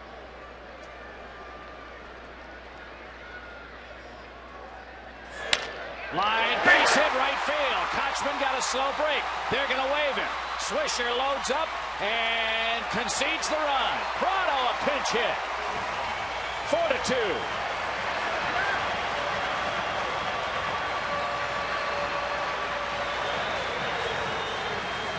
Tough out. Inside, outside, doesn't matter. They go away again. And he pings that one past Mark Teixeira, who is way off the line, and gets the run in. Martin with the bad legs and the bad groin is going to make way for the pinch runner Blanco. And the Braves really appreciate Nick Swisher just going to second, who was trying to keep the double play in order and conceding the run. So Jabba Chamberlain departs, 6 innings and a third. He allows 7 hits, 2 runs so far. The men aboard belong to him as Phil Koch is it in the 7th inning for the Yankees.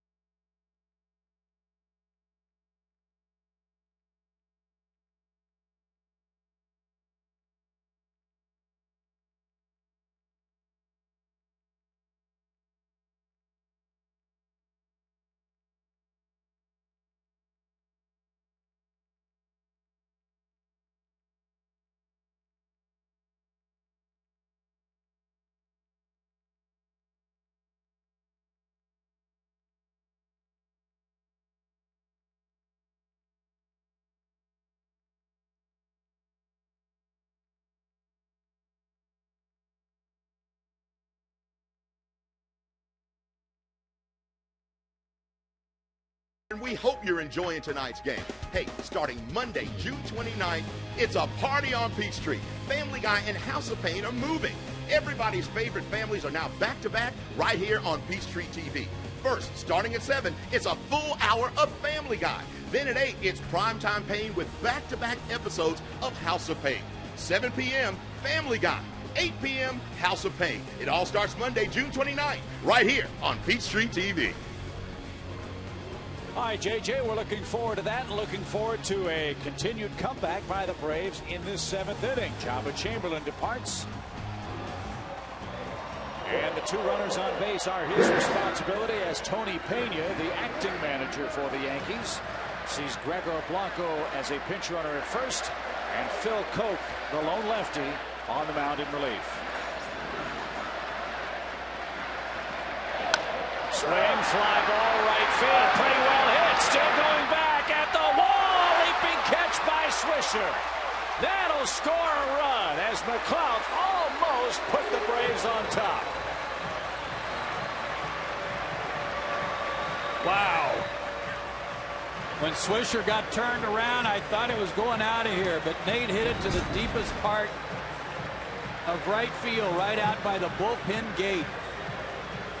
And there he got turned around, adjusted, and made a terrific play. Prevent an extra base hit.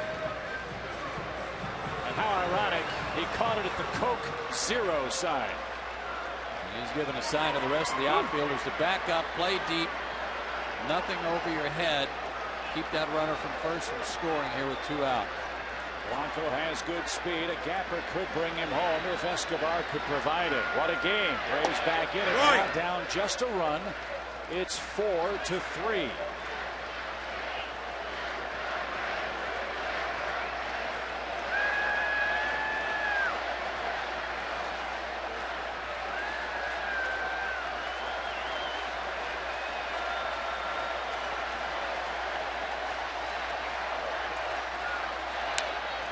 Fly ball center field, but not much depth to it. Gardner's got it measured up, and Koch escapes further trouble.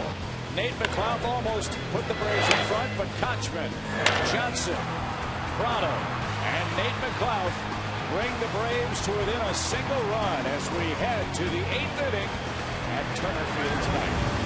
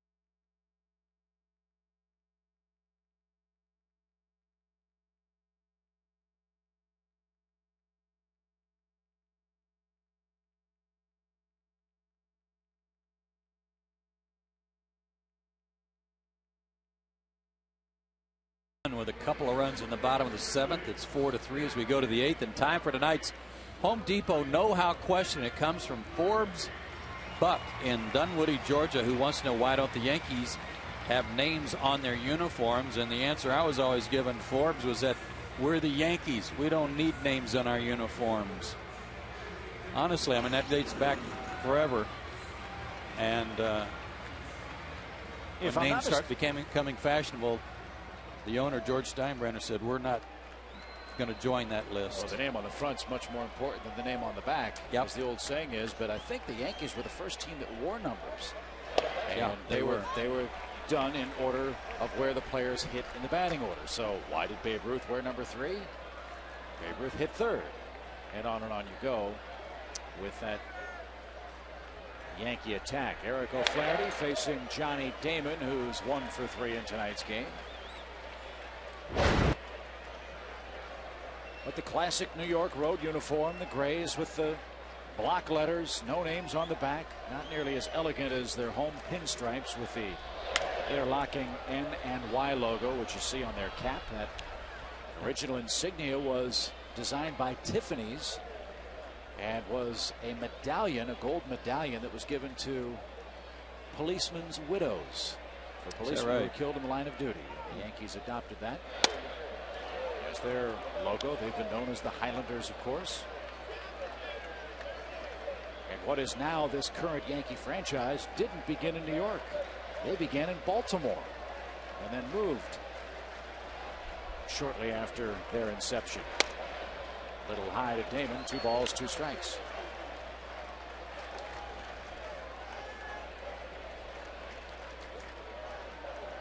O'Flaherty's first work since Sunday when he was ejected.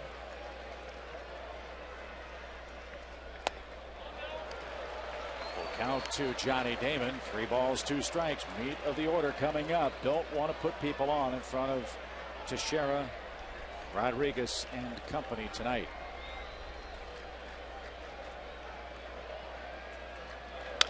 Ground ball to first. Kochman to his right. Better hurry. O'Flaherty didn't get there, and Kochman didn't even break toward the bag.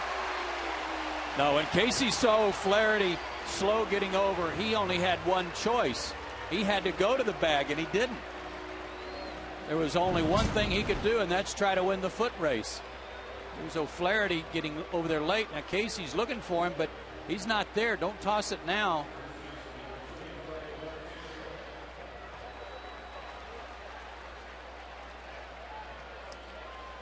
And it'll go as a base hit. Here's Teixeira. He turns around and bats right-handed now for New York. And Teixeira, a much more deadly average hitter from the right side, hitting .373 as a right-hand hitter, but not nearly as much power. Just 4 of his 20 home runs have come from this side. And there it is. Teixeira drives a single to left.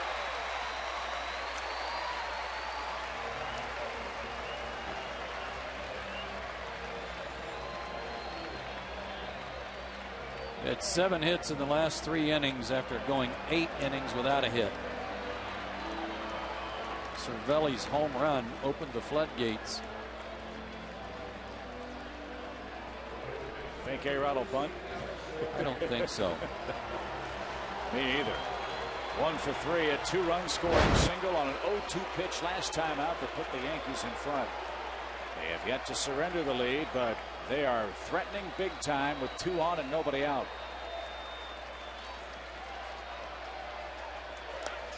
That one gets away. That's as good as a bunt. That takes away the double play, and they're at second and third and a 1-0 count. Wild pitch. Brian played that one like an infielder on a short hop, it looked like. Let's see. Yeah. Wasn't able to get over in front of it. Pitch wide of the target, too. Now they'll go ahead and walk Rodriguez intentionally.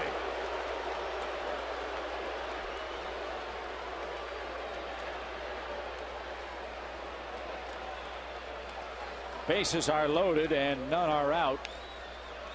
As Rodriguez to first for Robinson Cano, who's 0 for 3 in the game.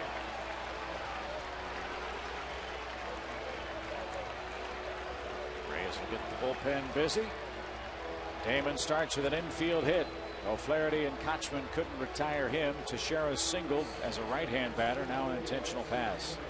Cano came into the game tonight hitting .304 against right-handers. He's a left-handed hitter, as you see, and .309 against lefties. 4 of his 12 homers off left-handed pitchers. Infield in. And a strike to Cano. If I'm Escobar here, I think I got to play a little to my right. We've seen Cano kind of take an inside out swing on some pitches and bounce them, try to go to the left side. Little dribbler. Kochman's coming home. One. Throw to first. Hit him in the back. He's safe. Runner's going to come home and score. Might have been some interference. Kelly can argue. Kelly Johnson's claiming the runner was in the baseline. And home plate umpire James Hoy says to Bobby Cox, I had a great look at it. And he said he was not out of the baseline. Damon was forced out at the plate. 3-2. Teixeira comes around and scores. A-Rod all the way around to third. Cano at first on a fielder's choice. Give him an RBI. That's a tough break. It looked like the throw from Kochman pulled Bryan into foul territory, not giving him much of a line to throw to first base. But if the base runner's in fair territory, he's interfering. Bobby's asking for Hoy to ask for help from Welke.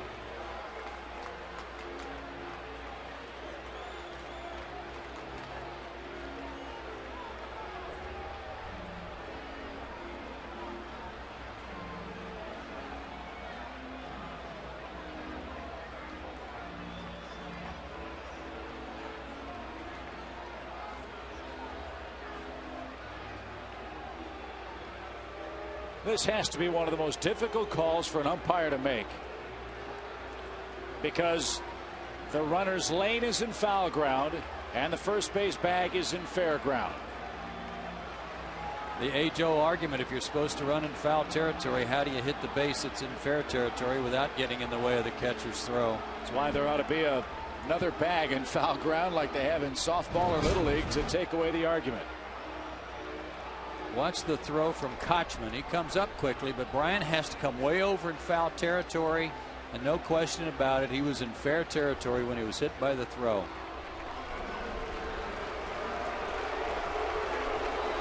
Bobby's going to lose the argument. Cano. Well, very clearly. Look at where his left foot looked like it was on the grass. Yeah. Right there. Yeah.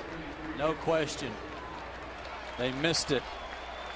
And the Braves' breaks on umpires' calls weighing heavily for the opponent in recent days. So instead of a double play and runners maybe at second and third, it's a force out of the plate that retires Damon. Teixeira scores. A-Rod all the way around to third. Cano at first on a fielder's choice E2. And now Swisher hits with one out, and that one almost skipped past McCann. So each team with an error in the game. Yeah, that's a tough break. Should have been a double play and a dead ball.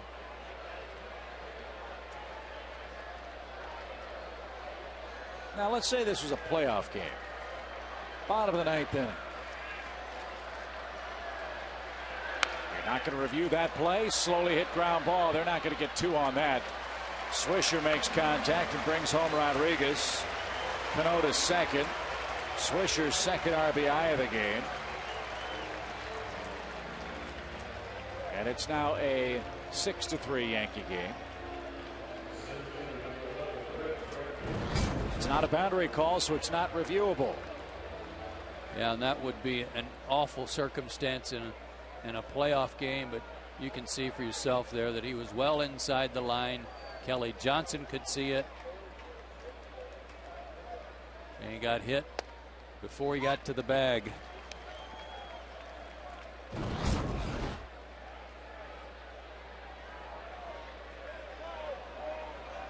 Seems like that play crops up 7 or 8 times a year in the course of a major league season.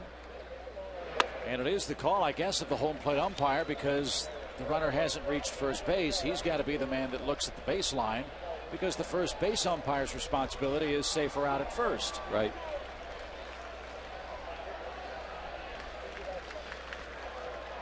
Boy, what a difference.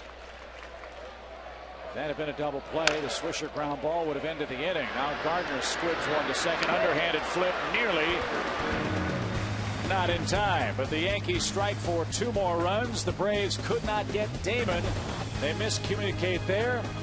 A blown call and a throwing error helps the Yankees score 2 more insurance runs, and they've got a 6-3 advantage.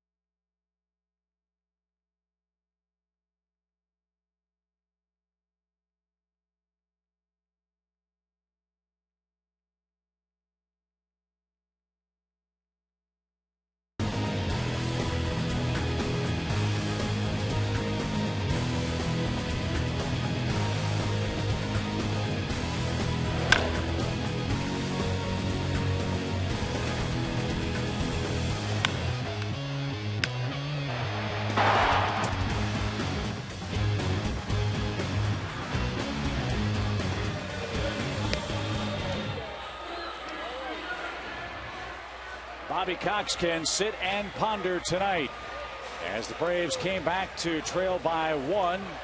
And Brian Bruni, who has been brilliant for the Yankees before having some elbow problems, now has come back and has been a very big power arm to set up Mariano Rivera. Yeah, he's a big guy, throws hard, and you got to try to do some damage against him before Rivera gets in there. At least cut the lead again back down to 1. I've got the rule for you on that play at first base after this pitch from Chipper, or to Chipper. Rule 605K. The lines marking the 3-foot lane are part of that lane, and a batter runner is required to have both feet within that 3-foot lane or on the lines marking the lane. The batter runner is permitted to exit that 3-foot lane by means of a step, stride, reach, or slide in the immediate vicinity of first base for the sole purpose of touching the base. But you can't run inside the line as Cano was doing. So it's kind of a vague rule. Vicinity of the base is somewhat vague, but he's clearly 10 feet away from it. But meaning you can run down this lane until you get the general area of first base, and then by steps or stride, a step or stride, you can hit the bag. Chipper stays alive. 0-2 your count. So that call didn't go the Braves' way. Cost him 2 runs. As did the failure of Casey Kochman to run to the bag, or O'Flaherty to get to the bag, or a combination thereof. Can't give these guys extra outs.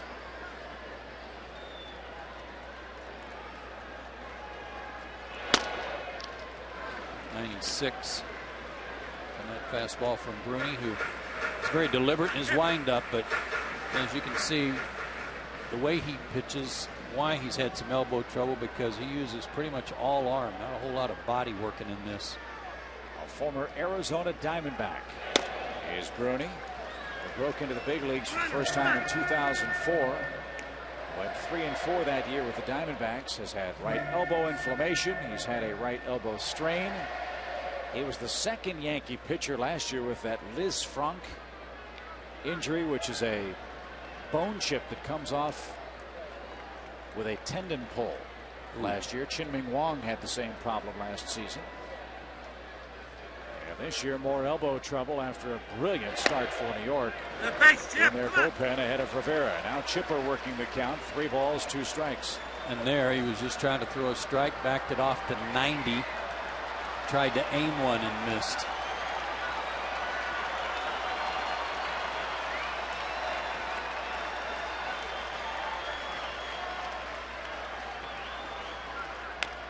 Boy, come on, Chip.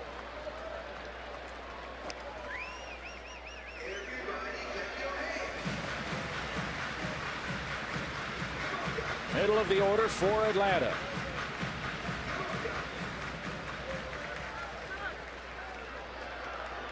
You know, Mariano Rivera, if the lead is 3 or less, will pitch the 9th. As great as he's been, he's not the same Mariano Rivera, so a run or 2 here would really be useful.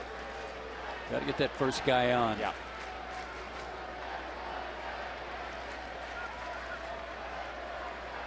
There's the Yankee great. And the 3-2 to Chipper is not even close. So after an 0-2 start, Bruni walks Chipper Jones in the 8th. And Chipper on base for the 3rd time in 4 trips. I think Brian McCann's asking about that base running play. Dave Island to the mound. Let's take another look at that play. Remember, we talked about Brian McCann having to come into foul territory to take that throw from Casey Kochman. Where's James Hoy? See, he's kind of dodging the throw. He's looking at home plate, still looking at home plate, watching the runner, watching the home plate runner. He never saw Robinson Cano running down the line. That was some good pickup there by the guys in the truck who found that. James Hoy wasn't even watching the play. And in fairness to him, he couldn't. He had to make sure that McCann held the plate to get that play called correctly. The force play at home. So that's really a harmonic convergence of a nightmare for the umpires. Well, and thanks to Mike Pelkey for finding that for us, but he doesn't have to watch the plate after Brian McCann comes off the plate. That runner's out. He doesn't have to watch home plate to see if Damon was going to touch it. But I agree with you, but playing devil's advocate, by the time McCann makes that play and he points to the out, if you look at that replay, it looked then like the runner was within the vicinity of the first base bag. Well, what I'm saying is once Brian caught that ball, he's either safe or out. And he can point at home plate all he wants, but he doesn't have to keep staring at it. Out. Okay, point at the plate, right. But now you've got a responsibility to watch the play at first, and he did not. That's true. I agree with you there. You don't have to continue to stare at home plate after that. You got other responsibilities, and James Hoy missed out, and our truck guys in the truck found it.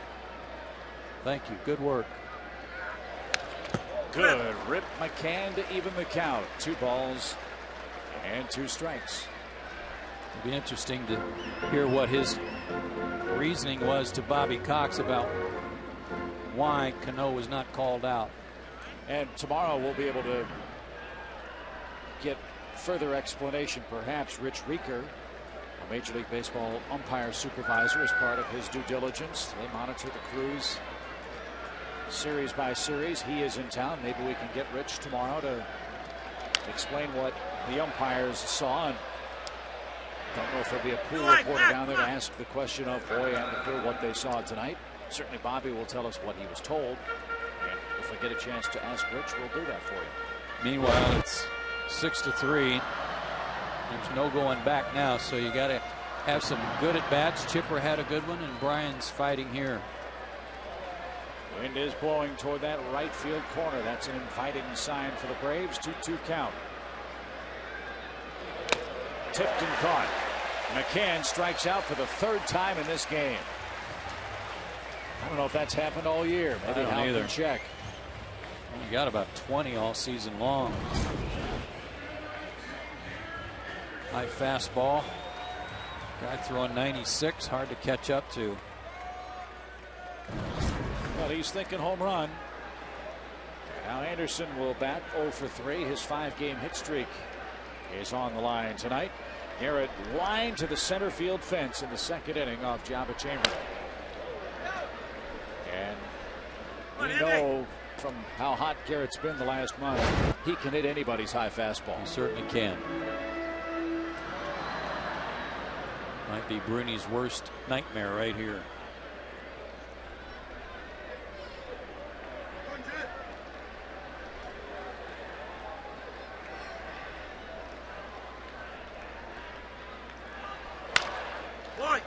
Anderson 0-2. It is the first time this year that Brian McCann has struck out 3 times.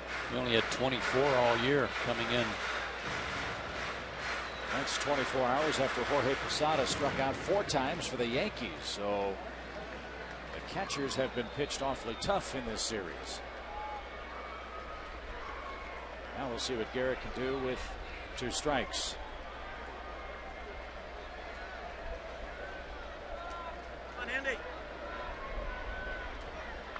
The Phillies are losing tonight.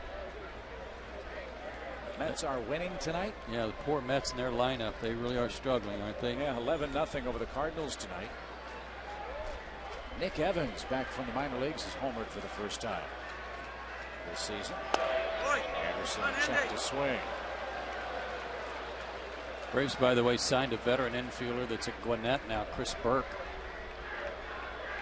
The Braves fans will remember back in 2005 knocking them out of the playoffs with an extra inning home run. I bet you didn't know his middle name was Bleeping. Chris Bleeping Burke. Yes, that's what he's known as around here.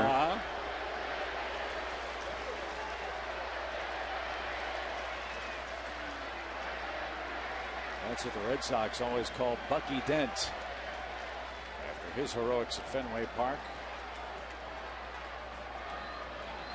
1 ball, 2 strikes. And now Cervelli wants to talk it over. Nobody at second base. It's not a sign problem here. It is an agreement on a pitch.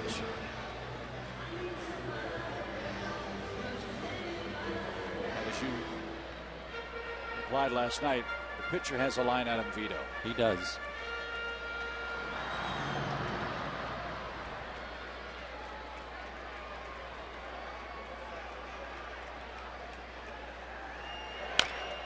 Rolled to the right side.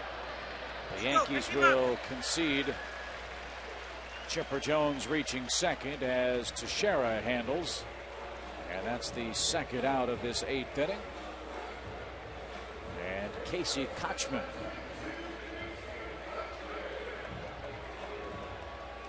So it looks like Anderson's 5-game hit streak will grind to a halt, barring a big comeback in the 8th and 9th for Atlanta. Kochman 1 for 3 with a run.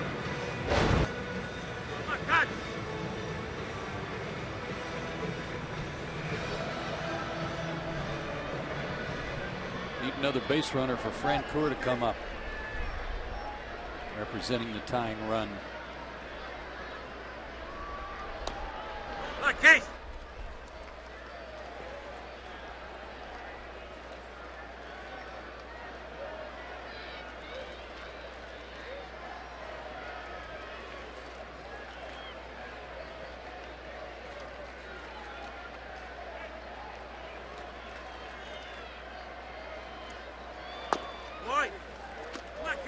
At eye ball 2, 2 balls, no strikes.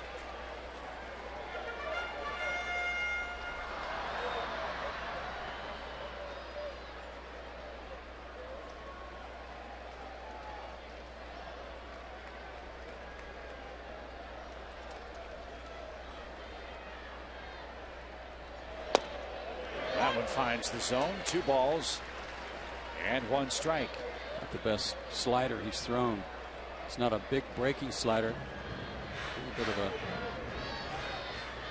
a spin between a cutter and a slider.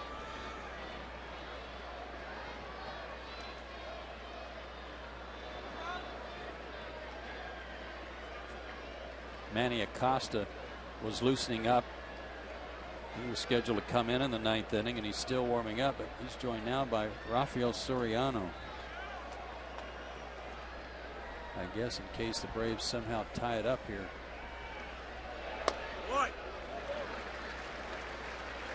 Rooney and Cervelli.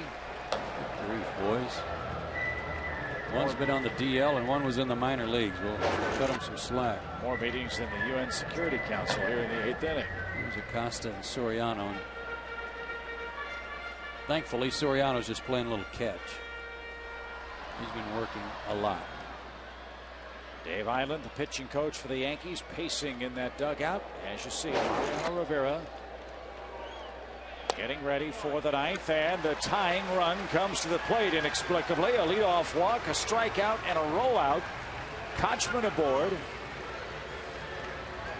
And let's see if Jeff Francoeur can run into one.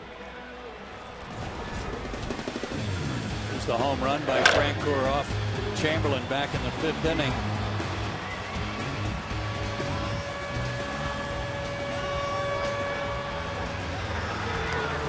Ripple effect of all these walks is you start to turn that lineup over and get your top hitters lurking in the 9th against Rivera. And he challenged him with a fastball and beat him. No balls and a strike. 95 and it was up. Tough to catch up to.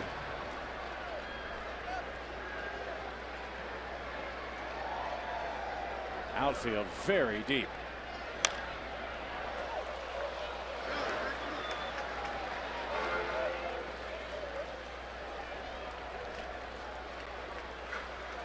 Well, he was 0-2 on Chipper and walked him.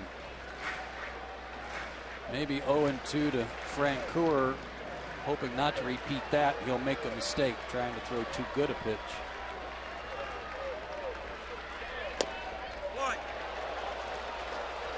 That's the pitch that when Jeff's really fishing and wishing, misses. He looked that one off the plate. And Bruni now has a 1-2 count. I think Bruni's getting a little fed up with Mr. Cervelli too. Cervelli gives him, shrugs his shoulders, throws his hands in the air after about every pitch, and I think Bruni's a little tired of it. Just get back there and call pitches and I'll do my best. One guy hits a home run, he thinks he runs the place. Popped up foul out of play. Well, there might be a little something to that because Bruni's had enough. Last pitch was a slider that missed outside, and I don't know if he crossed him up or not, but Cervelli gave him a lot of hand gestures and shrugging the shoulders, and Bruni was tired of watching it.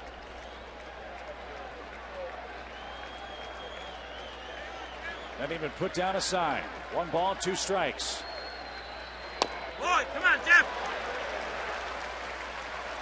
From 0-2 to 2-2. He's not throwing that slider for a strike to right-handers. Having a hard time there.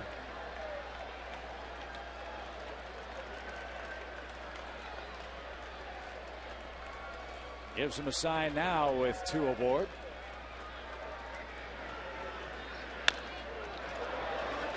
Dangerous pitch. Boy, did you see how far A-Rod is off the third base line? And another battery mate meeting. This one was inside. Stayed out of the plate. That's not a whole lot unlike the slider that he hit out of the ballpark, but because he's trying to guard the plate, it's a little different approach, different swing. And Jeff just pulled it foul. Their outfield, as you said, very deep to try to cut off any extra base hit. The only guy they're worried about is Jeff. They don't want to let Kochman score from first, but Jeff represents the tying run. Base hit up the middle. That'll bring home Chipper with the outfield deep. 6-4 game. Go-ahead run to the plate. And a nice at-bat from Francoeur, down 2 strikes to rifle an RBI up the middle. Indeed it was. Excellent at-bat. Fastball up. He got on top of that one. Boy, that was good to see. He stayed on top of that fastball and banged it back through the middle. And now Tony Pena on his way to the infield mound. And he will take the ball from Brian Bruni, who walked two and gave up a hit and a run. Look how Jeff gets on top of this high fastball. Squared it up, head down on it, right back through the middle. Good piece of hitting. Terrific at bat. Braves are back in the game. 6-4 your score on an RBI hit from Jeff Francoeur.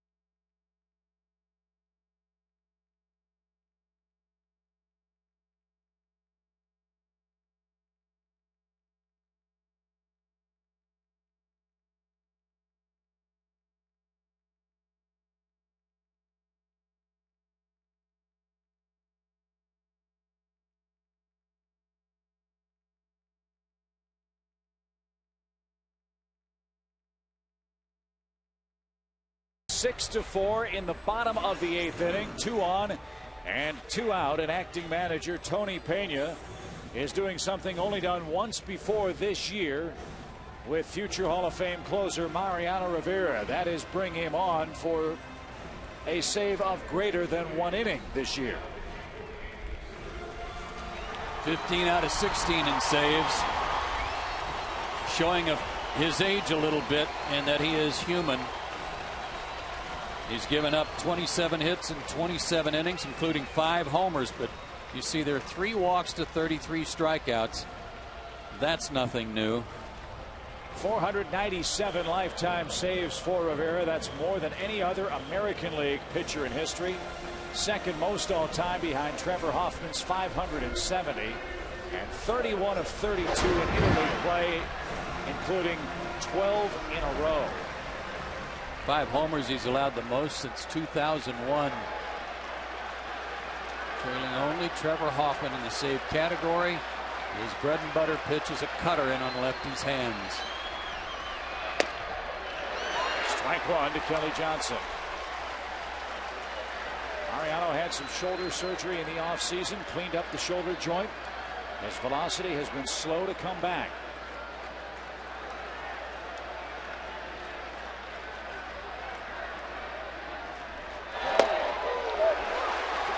Just ins and outs you to death. Lefties hitting 220, righties 275. Got a generous call there. Yankees outfield has come in a lot more shallow than they were. They'd like to cut off that run at second as again Kochman slow a foot at second. 0-2 to count.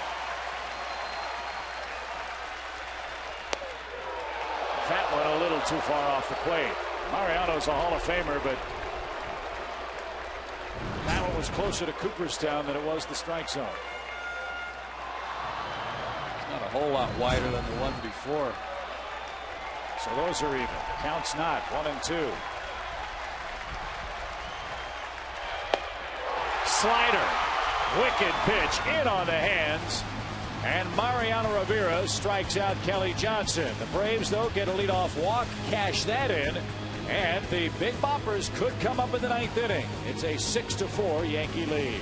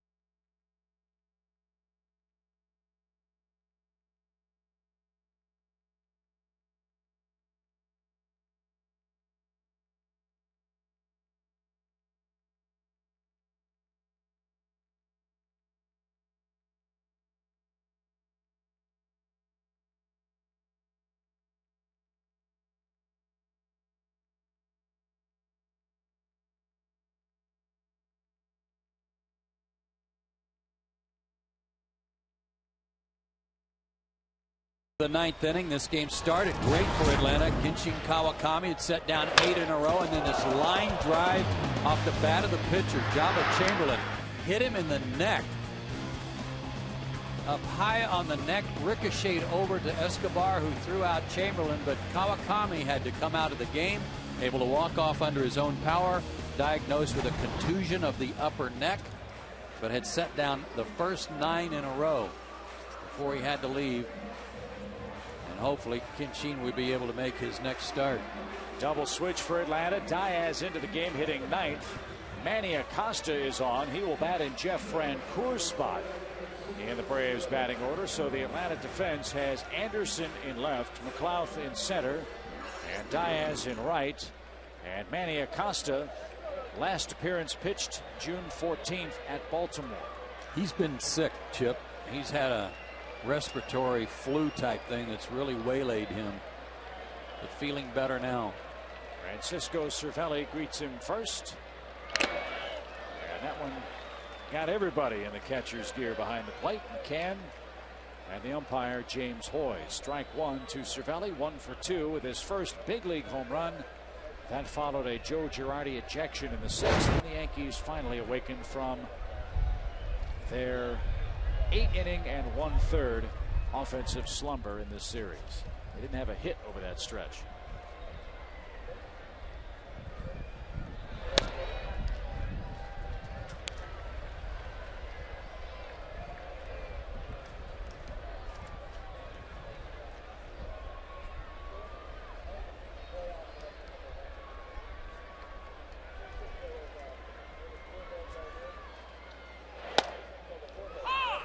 Chris Medlin had walked the leadoff batter Gardner, then picked him off, and then right after that, this was a game tire from Cervelli, his first major league homer. And then an out later, 2 singles, a walk, and another single produced a couple more runs. A-Rod's bases loaded single drove in 2.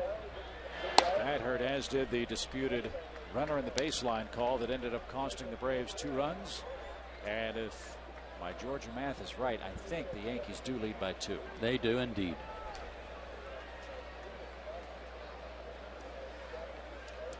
Florida won again tonight. They're playing well. 5-2. They beat Baltimore. And those Marlins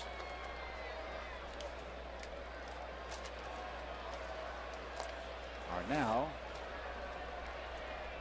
37-36. They've won 4 in a row and 8 of 11.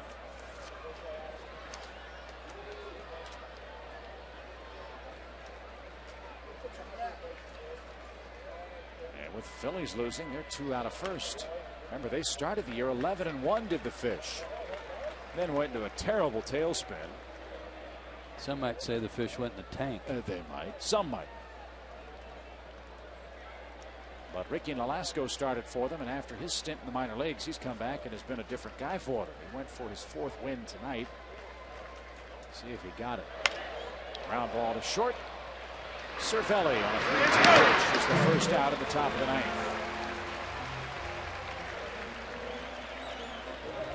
It was Ricky Nolasco beating Birkin of the Orioles. And Dan Meyer, the former Brave, his first save tonight. Marlins had to put Matt Lindstrom on the disabled list, by the way, after he blew a save last night. How's Birkenstock? Very good. Up or down? That would be G. That was very G. Despite the fact that he lost.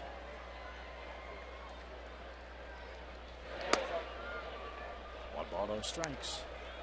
To Melky Cabrera. He never hits a corked bat. No.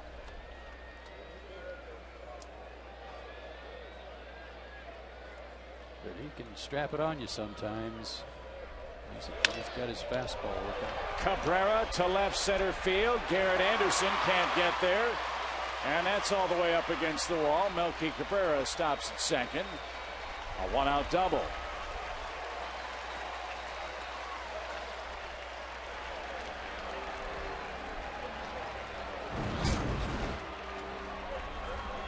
Cabrera takes that ball out away from him into the gap, and too far for Nate McLouth to run to try to catch it.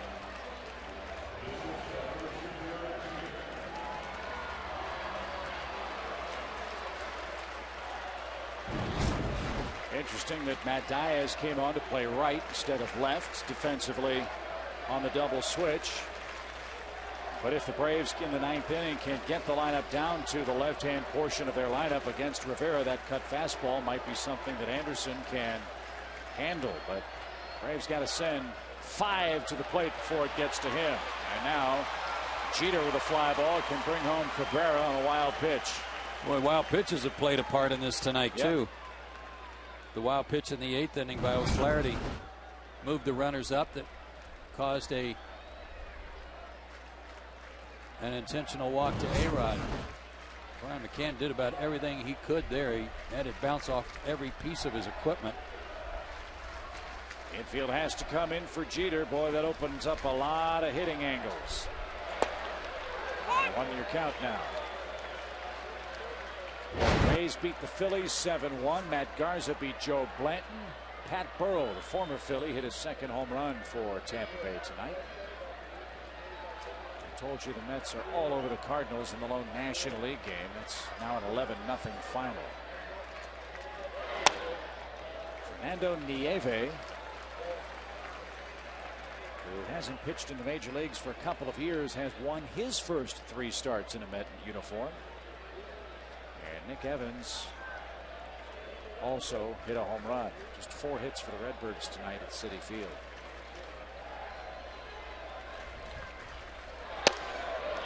Didn't get the corner. 3-1.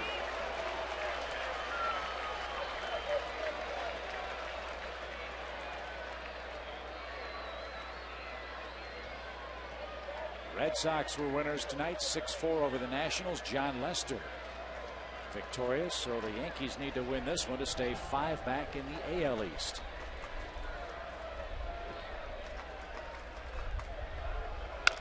Ground ball to short. They're coming home. Escobar, a perfect throw. And on contact, Cabrera is erased.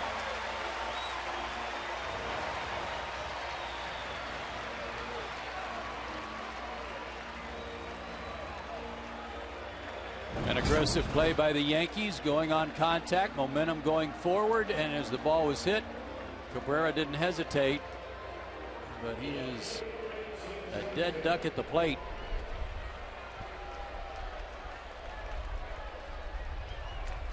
Brian able to keep him from getting on the plate, actually.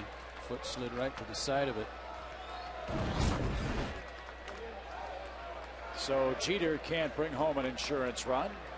The Braves in the 9th will have Diaz, McLeod, Escobar, and then if anyone gets on, Chipper Jones, which could be a classic future Hall of Fame type rivalry in the bottom of the 9th inning. Runners going. Pitch a ball. The throw also off target and into center field. Jeter now 90 feet away with 2 outs. Boy, he's been spry afoot, hasn't he? That's 16 stolen bases for Derek Jeter. I have to say the defense for the Braves has been less than inspiring here in the last couple of innings. Chip, I'm not sure why Escobar wasn't able to catch that ball to keep it from going into center field. It'll be charged as an error to Bryan, but shouldn't have been. Wasn't that bad a throw, wasn't that far off the mark. Jeter stole just 11 bases all last year, stole 15 bags 2 years ago.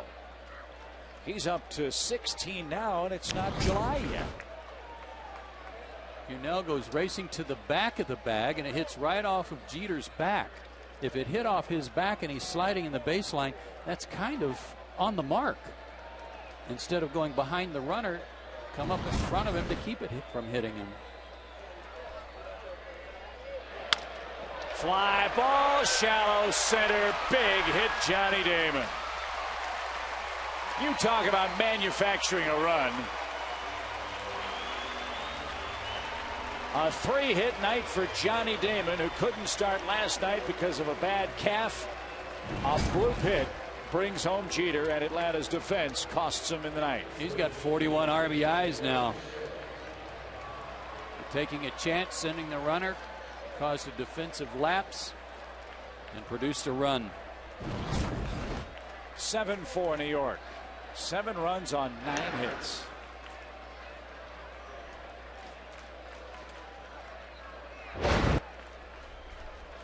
The Yankees scored 3 in the 6th, 1 in the 7th, 2 in the 8th, 1 in the 9th. After not picking up their first hit until 1 man out in the 6th inning. Braves are charged with 2 errors tonight, both to Brian McCann, and neither one of them is really legit. One was charged on the throw to first that hit Cano, and the other one on the throw to second that should have been caught. Gapper right center field. Damon around second, on his way to third. Diaz cuts it off. Damon around. Throw off balance from Escobar, not in time. 8-4 Yankees. RBI double Mark Teixeira.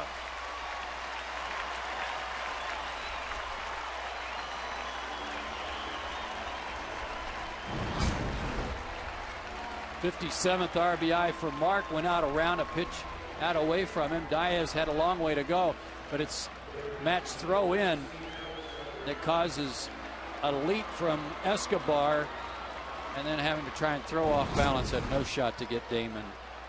And the tale of the bullpen for the Braves in this series can be summed up thusly. Moylan, Soriano, and Gonzalez threw brilliantly last night. Anyone not named Moylan, Soriano, and Gonzalez has pitched tonight, and each of those men has been touched for at least 1 run.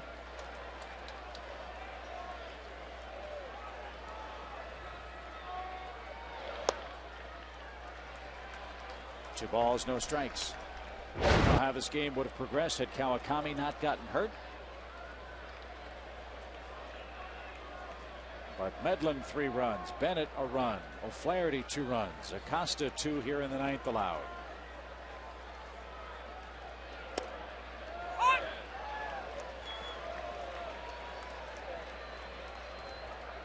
And this Yankee club, which had scored only 13 runs in their previous 6 games, has picked up 8 runs in the last 4 innings tonight.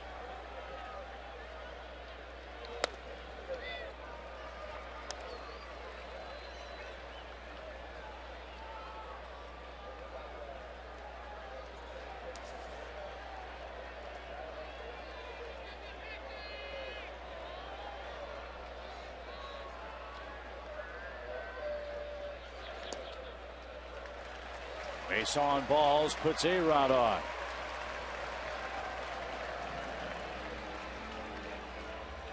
Five walks from the Braves relief corps tonight. And this is Manny Acosta's game. Again, he hasn't pitched in 10 days. He has been under the weather, as Joe said. And Roger McDowell out for a chat with him now. And even with 24 pitches, he's got to be a little weak, especially his legs.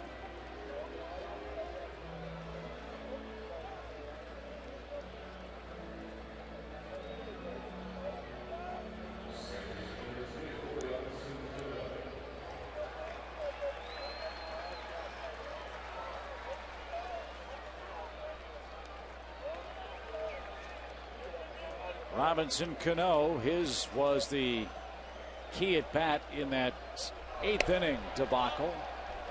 Little fielder's choice. Kochman to the plate. McCann's return throw hit him. It appeared on our replays like Cano was inside the baseline, or if you will, out of the baseline. Turning point of the ball game, really. Instead of a double play and runners in scoring position, get 1 out. 2 runs came across. 4-3 game at this point, but obvious interference here. The runner running inside the baseline. Kelly Johnson saw it all the way, but the home plate umpire wasn't watching.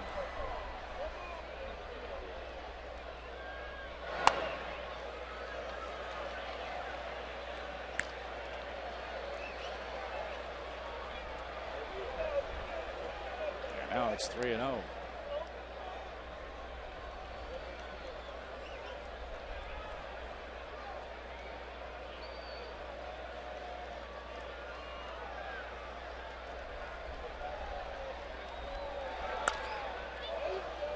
Mike Pelkey in the truck is the guy that picked this one up. Watch James Hoy right here. Watch the play at the plate. He's never looking at first base to watch the runner be hit by the throw. And his call.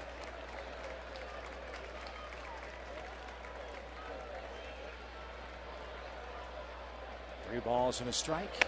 Now the bases are loaded, and again, playing devil's advocate, the call, first responsibility of the plate umpire is safer out at the plate. Does McCann hold the plate? And he did. And your point, and it's worth repeating, Hoy really emphasized the call, pointed at the plate and looked at the plate instead of immediately turning his attention to see the charging base runner to first base. Exactly. Right? There's no reason to watch the base runner after that.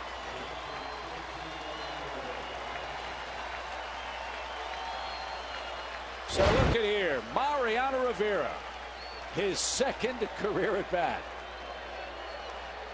with the bases loaded and 2 out. And one Yankee pitcher has already put a hurting on Atlanta tonight. It was Jabba Chamberlain's comebacker that knocked Kawakami out of the game.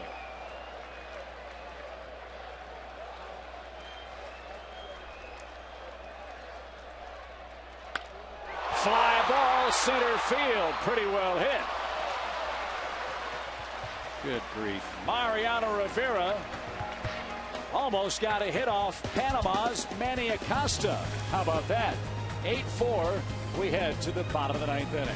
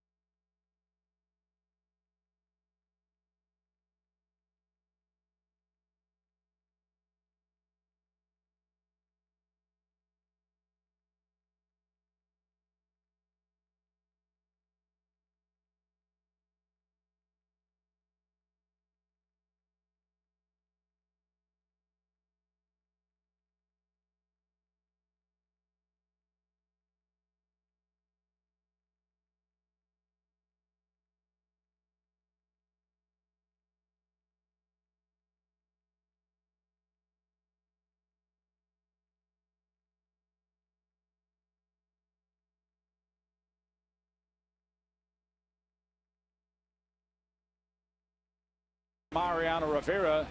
Boy, it's been a frustrating game tonight for Atlanta's offense, Pards. The Braves led 1-0 on that 5th inning Jeff Francoeur home run. Yankees scored 3, then 1. Braves come back with 2. Yankees score 2. Atlanta scores 1. There just hasn't been that shutdown inning that would allow the Atlanta offense to catch up, tie it, or take the lead tonight late. No, and it's the frustrating part is really not the offense tonight. 4 runs on 8 hits. Had the lead briefly 1-0. It's just been the lack of execution defensively, and I'm not even talking about the play that the umpires missed. I'm talking about a couple of others that have gone awry tonight and have cost the Braves a bunch of runs. So Matty Diaz will start things off for Rivera. Remember, he did come on in a save situation in the 8th inning. That's what makes our game so fun. You can save it, win it, or lose it in the 8th just as easily as you can the 9th. And Tony Pena brought on Mariano with trouble afoot for the Yankee ball club. Rivera struck out Kelly Johnson on 4 pitches, as Kelly represented the then go-ahead run, I believe. Yes. And now Rivera with a 4-run lead goes to work on Diaz. 1 ball, 2 strikes. Diaz 0 for 1 in his career against him. Casey Kochman's 3 for 5. Garrett Anderson 3 for 18 from their work in the American League.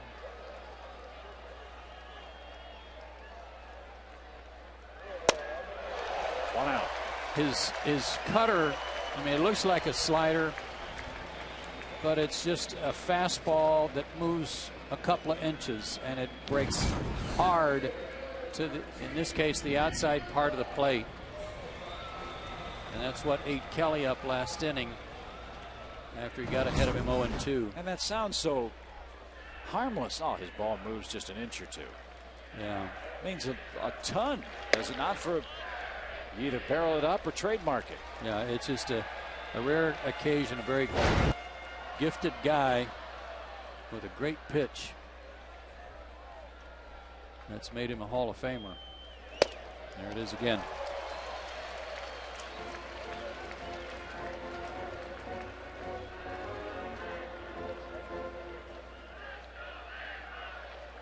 Well, the Phillies lost tonight.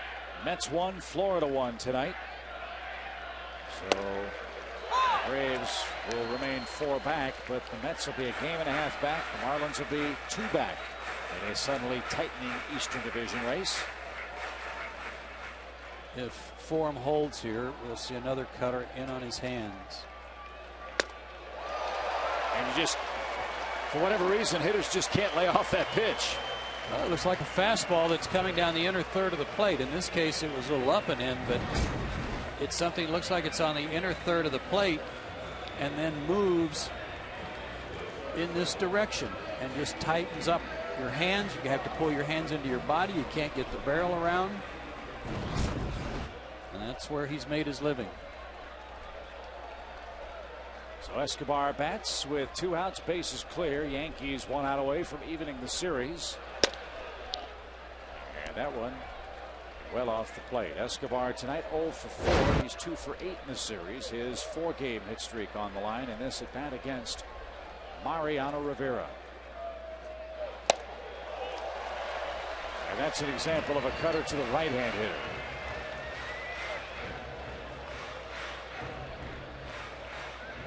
"39 years old. He'll be 40 in November.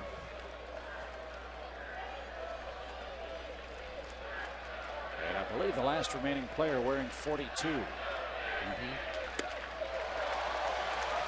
Baseball retired number 42 in honor of Jackie Robinson, but Mariano Rivera grandfathered in. And he's 1 strike away from a 4-out, 4-strikeout save.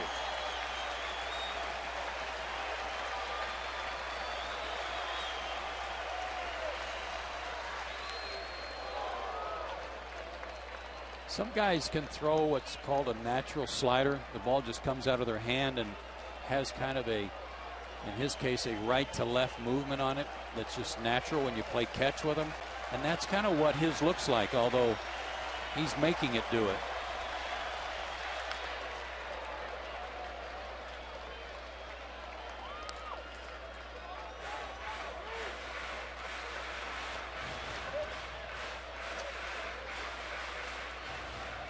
He was setting that ball up like he was going to throw a 4-seamer.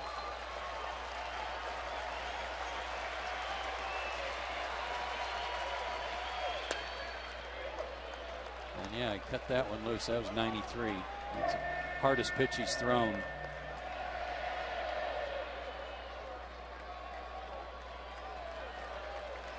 Yankees trying to be the 4th of the top 4 Eastern teams to win tonight. And they did. Mariano Rivera strikes out all 4 Atlanta Braves he was assigned tonight. And the New York Yankees cash in a couple of Atlanta mistakes. And it's the 109th save of more than 1 inning for Mariano Rivera. And